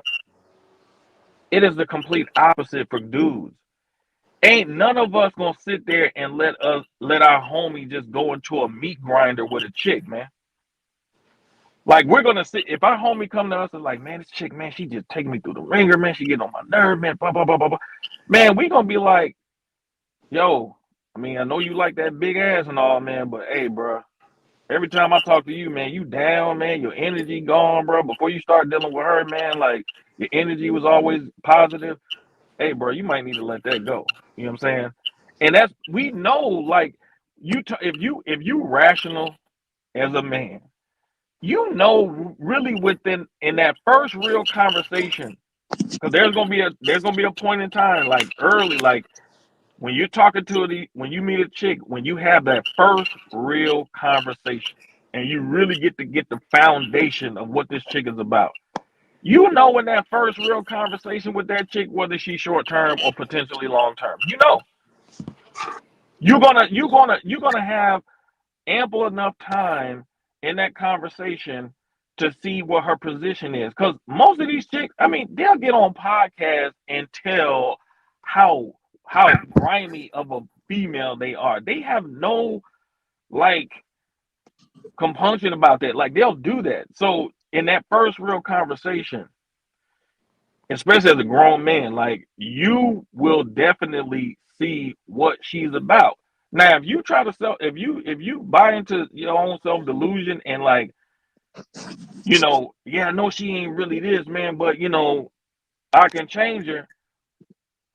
I mean, you might, you know, at 18, 19, okay, but at 30, 35, 40, like, nah, bro, you can't be like that. And so for me, man, that's why I keep saying like it's dudes buying into this fantasy because you buy into a fantasy, and I know you buy into a fantasy because if a dude can get them draws without being the boyfriend, then that's the proof.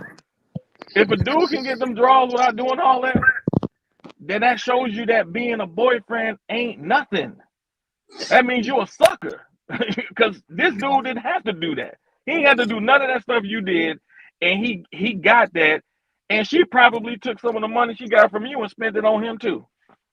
She gave him the doggy bag. Hey, I mean, you guys were speaking about pride and ego, man. That's a big thing. We speak about it quite a bit, man. It's kind of hard to really look at the cold hard facts when it's staring you right in the eyes. Right, You know what man. I'm saying? That a lot of these women are not worthy. They're hoes, man. Yep. And that's it's kind of sad in a sense, man. So a lot of brothers again create this fantasy so it doesn't look that way. They don't want to believe Yeah. that. It's a What? cold hard thing, man. It's cold game, bro. It Yeah, is. we will protect a woman's reputation in order to protect our own ego, which is definitely a mistake. You got to accept women for who they are. You know what I'm saying? That is the real thing about life. And that's why I say if you go on a date, you need to make sure you just going somewhere where you can have a good time and enjoy yourself. You need to open the doors up so the woman can see who you are. If you want the woman to like you, why are you showing her somebody else? Meaning, if you're trying to do all this super impressive stuff that's not regularly you, you're showing her another man. If she likes the man you showed her, you just confirmed to her you and her ain't gonna work out because you gonna have to go back to being your regular self. Maybe you was good on that date. Maybe you were good the next 3-4 weeks, but eventually you're gonna run out of this impressive stuff and you're gonna be yourself. And she ain't gonna like you. She like the guy you showed her, but she don't like you. Exactly. That's what I'm saying. Like, You yo, put that's why yourself in the trick bag. I ain't never take a chick out on the date, bro. Like, I just never did it, man. Cause I can't be fake, man. I can't fake like I'm really into you like that to the point like I want to wine and dine you. Like, hell no, man. Hell no. I can't do it, bro. Like I'm gonna like have that conversation and then boom. Once I see what you own, all right, cool. You know what I'm saying? That's what it is. Like even when I married my ex-wife, I didn't take her out no dates. Man, I used to invite her back to my house, and I would cook dinner for her, every once in a while. That's what I did. So I'm like, nah, man, like hell no. You know what I'm saying? Like this is like, nah, man, like this is just it's black men are so thirsty and hungry, and I'm not saying this to disparage brother, because it's a desert, man. But it's like it's more out here in the world for you not to have to, man. You got to look at it, man, from a man's perspective, man. These chicks be looking at black dude like you're a clown because they know what they doing to you, and they looking at you like, man, why are you putting up with this? Why? Like, why would you accept this type of thing from me? You know what I'm saying? Like, I'm clowning you. And dudes be thinking like, oh, I could just, I'm showing that I'm showing, I'm proving that I'm a provider and I'm doing this and that and this fourth. And it's like, man, this dude over here ain't got to prove none of that. Well, And you the sucker you one of the suckers that keep the game going. When a chick fails with a good dude, you the dude that comes in and picks up the slack for her so she don't have to deal with the consequences of making a bad decision and losing out on somebody good. Like you keep her sense of her own inflated ego high instead of her hitting the ground crashing and learning from the mistake. You keep her inflated, and that's why you can't. These type of dudes be in that friend zone, and they just keep a female sense of ego just highly inflated when the reality of the situation is back in the day, if you got like back in the day, like if people found out your numbers, like as far as your bodies, after a few numbers, like, hey, you got a certain look from guys. Like it wasn't like 10 or 15, it was like 2. Church. It was like 2. Church, Or maybe even 1, depending on the dude. But it didn't go past 2. I mean, so it's like a lot of times these females, man, their ego be highly inflated, but it's because of the guys allowing them to be that way, not because they really that way. But and that's what I'm saying. Guys need to understand their own value, how important they are. And you need to understand, real talk, the average woman you're going to deal with, you're doing her a favor. But because you've been taught that you're not important, you don't take it that way. If I'm dating you and you're not a virgin, You should already know you don't have a certain advantage, period. You should be glad that I'm taking interest in you at all. And that's just real talk. Black women, just from a general concept, just don't have standards at all. And the stuff that we try to do to make up for whatever we think we ain't got, that stuff don't work either. How many black women then came to the internet under their own volition and done told some story about how she left some man? And sometimes she's even married to the man for multiple years, and she say, "My guy was perfect. He was everything I wanted, but I left." So what you think you gonna do out here? Being the quote unquote provider ain't no guarantee she gonna like you. That's it, just not. You know what I'm saying? Kevin Samuels did a whole show where he purposely focused on high value men, and the women came to that show trying to get access to a high value man and talk to him like he was a nobody. All that stuff don't matter at the end of it. She either like you or she don't. And that's something men just got to learn to accept. Stop trying to intellectualize it. You know, like the brother was saying earlier, Jay, you were saying that, and I ain't trying to put Jay down or anything like that. I'm just saying he can come back up if he want to. Well, the women are having the babies by the men that they're sexually attracted to. It ain't even about sexual attraction. If you look at the dudes, it look the same. There are regular guys who look like bums. There are bums who look like regular guys. It ain't about that. It's just about who she can control, who she gonna have this baby by without having issues with at the end of the day. And when it comes down to it, if she has a baby by a productive man and she doesn't want to be with that productive man, she's gonna have issues with that productive man, and she knows that. And that's the productive man ain't trying to give her the baby in the first place. So no, it's not about your sexual attraction. Will Smith is what, 6'2", rich, been in great shape for decades, and y'all see how Jada act with him. Now I ain't gonna comment too much because they married, so it is what it is. But what I'm saying is, I don't care who you think you are as a man. She's still doing stuff for her own reasoning. It ain't about you.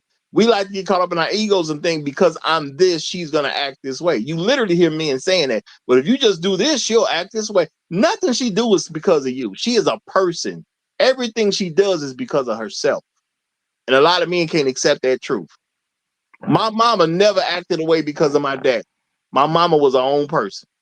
She's still her own person. She gonna die being her own person. My sisters don't act the way they act because of their husbands. They their own people. It's just the person that they're with happens to align. That's it. It ain't the man making her act some way.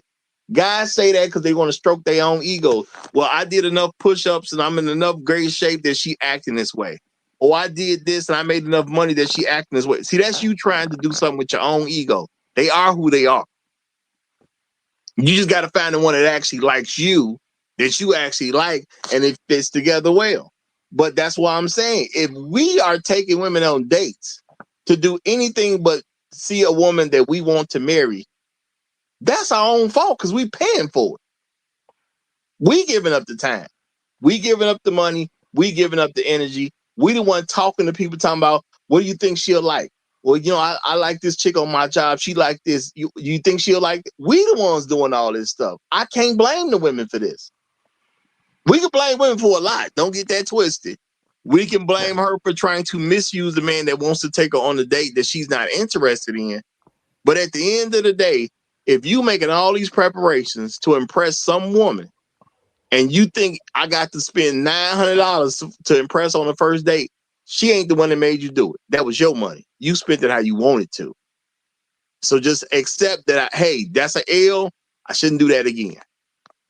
Now I'm going to go ahead and give you the mic because, go ahead, Rael, but right after you, I'm going to let, what is this, holes in my underwear get in since he came back? Because I'm about to end the show I'm gonna go after him. I'm gonna let him go. Go ahead.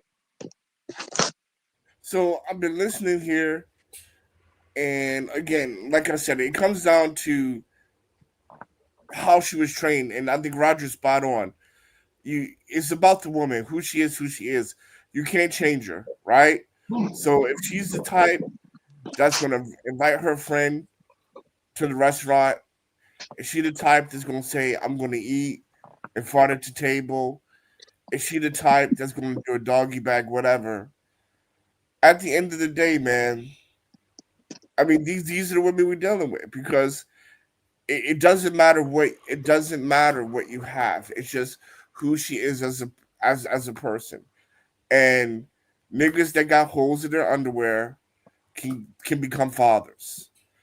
High value men become meals in the fall to dinner whores. This is just the world we got. It's just the world we got. And I close it there. Yeah, to back up what you were saying, Roger. I'm gonna tell a story because I think this is something that a story that many black men need to hear, and shit, men in general. So I got a homie from college, and we used to be in hit the gym, workout and shit. And he dealt with this particular female. So he got into a bad car accident. His car got totaled. I mean, it was paid off, and the person who happened to hit him didn't have car insurance, so he was stuck, man. So he was kind of depressed about it. So he had texted her, you know, reaching out, just wanted, get some comfort from her. Not wasn't even about sex. It was just like he just, want, just to get it kind of off his chest. And her first response to him was, I'm just letting you know, like, we ain't gonna be having sex. Like that was her response to him. Now she didn't even know what he was talking about. Like she hadn't even inquired, like, what's going on? You okay? Like that wasn't her response. She automatically assumed he was talking about sex, which really goes to show how she saw her own value as a female. So he never responded to her. And when I say he didn't respond to her, I mean he did not respond to her for like 5 years. You know what I'm saying? She would text him, she would call him, text him, call, he wouldn't answer, he wouldn't. I mean, this happened for 5 years, man. So then one day she called him and he answered. You know what I'm saying? And she was shocked, like she wasn't expecting him to answer, whatnot. And then so when they got to talking, he told her, like, well, yeah, the reason why I stopped talking to you because of that situation and the way you responded to me. And she was like, well, I didn't know. He was like, yeah, but you didn't care to try to know. So long story short, he smashed her a couple of times or whatnot. And so now this is when they're laying in the bed. And this just goes to show you like how these females view dudes, because a lot of times females don't know or don't make the separation that men are different, like there are different types. Like they just go off, they'll typically take a bad situation with a dude or some weak dude they did with, and they'll just apply that to all men. Like, yeah, they all gonna go for that shit. You know what I'm saying? And so she was laying in the bed with him talking about, like, well, there's a guy in church, you know, mind you, she had him on a 90-day rule, according to her story, had him on a 90-day rule because, he was in church, you know what I'm saying? And he was trying to marry the chick, you know what I'm saying? Now, mind you, she laid up with my homie. And I said to him, I was like, the sad thing about this chick is that she don't even realize that she's telling you why she wouldn't make a good wife. Because she got one dude over here who's actually interested in her in terms of marriage, not really knowing who she is as a female. Meanwhile, she over here getting served up by you, and she think like she coming to him like, so what are you trying to do? Like, cause I'm trying to get married soon, and you need to let me know what's going on and whatnot. Now, mind you, this is the same female that when he reached out to her, didn't even care to see what was going on with him. Now that she had gotten older, now she racing against the clock. Like, okay, you need to let me know what you're going on. But you got some other dude over here, like, even if she's saying that the story is true in terms of like 90-day rule, it's the fact that you got a dude over there just hanging, knowing you don't want the dude, knowing you don't want him like that. But if it gets too desperate for you, you'll deal with this guy because he'll be all the things that, you know what I'm saying, as far as, providing all that. And she probably would still be trying to let my homie hit on the side. And it's like, this is the type of scenario a lot of black men deal with all the time in our group, and unknowingly don't understand. That's why, like, you can't fall for the girlfriend boyfriend stuff, because it's not like these females are like, oh, I'm somebody's girlfriend, I'm going to be loyal to you. No, like, they want you to be their boyfriend specifically so they can control your resources. That's all. That's what they're trying to do. They want all your resources to be for them. That's why. It has nothing to do with, oh, she's feeling you and all that other type of stuff. Like, they'll monkey branch in a minute. Like, they are trying to control your resources. They want you to be loyal to them on some girlfriend, boyfriend type stuff, which ain't even real. But they don't even want to actually be a wife to you based on how they behave, based on how they'll go out there in the streets. Got all these dudes in their DMs on social media. It's like, and social media is contributing to it too, because again, guys are in chicks DMs and they constantly making them feel good, even though they out here messing up. It's like, yo, man, like you going, it's the same thing. So I just, that scenario is a very common scenario in Black America, where one dude is running through her, the other dude, he looking at her and thinking, shit, man, she a good chick. And it's like, man, you can't be a grown man falling for that type stuff. Like, a lot of us are just too old to be falling for the banana in the tailpipe type shit. Like, no, she can't even be verified. If her father is alive and he ain't around to verify her, and her mom has been the one that raised her, more than likely, man, you can't trust her, dog. I mean, that's just the facts, dog. I mean, her father can't verify her. I mean, you need something of that level to make you feel comfortable. Otherwise, man, it's a crapshoot, man. It's a gamble. Well, I mean, you got to believe a bunch of stuff of women saying if ain't no dude around. So that's by default. This is kind of tricky in itself.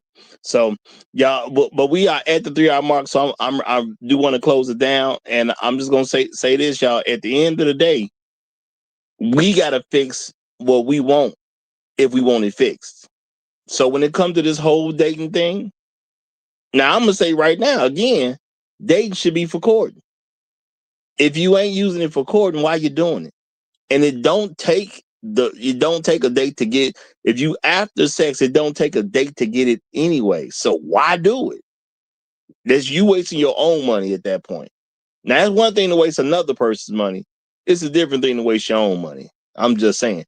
But y'all, it's been a great episode if you ask me. Thank you for all the brothers that came and inputted. I think this was something great for y'all to hear and truly reflect on. And y'all, at the end of the day, y'all, especially share it with some young brothers, 18, 19, 20. Let's start making some decisions about what we want the date market to be. We are in control of it. So if it's not what we want, we stupid. It's that simple. We can't blame that we got something that we control that ain't what we want unless we stupid. I don't believe in doing stupid stuff on purpose like that. And I said plenty of times, y'all, stupidity is a choice. So if we don't like it, change it. And I'm going to leave it right there. Y'all have a great weekend. Long live the habitual line steppers. I'm Roger. I'm right. And I'm out.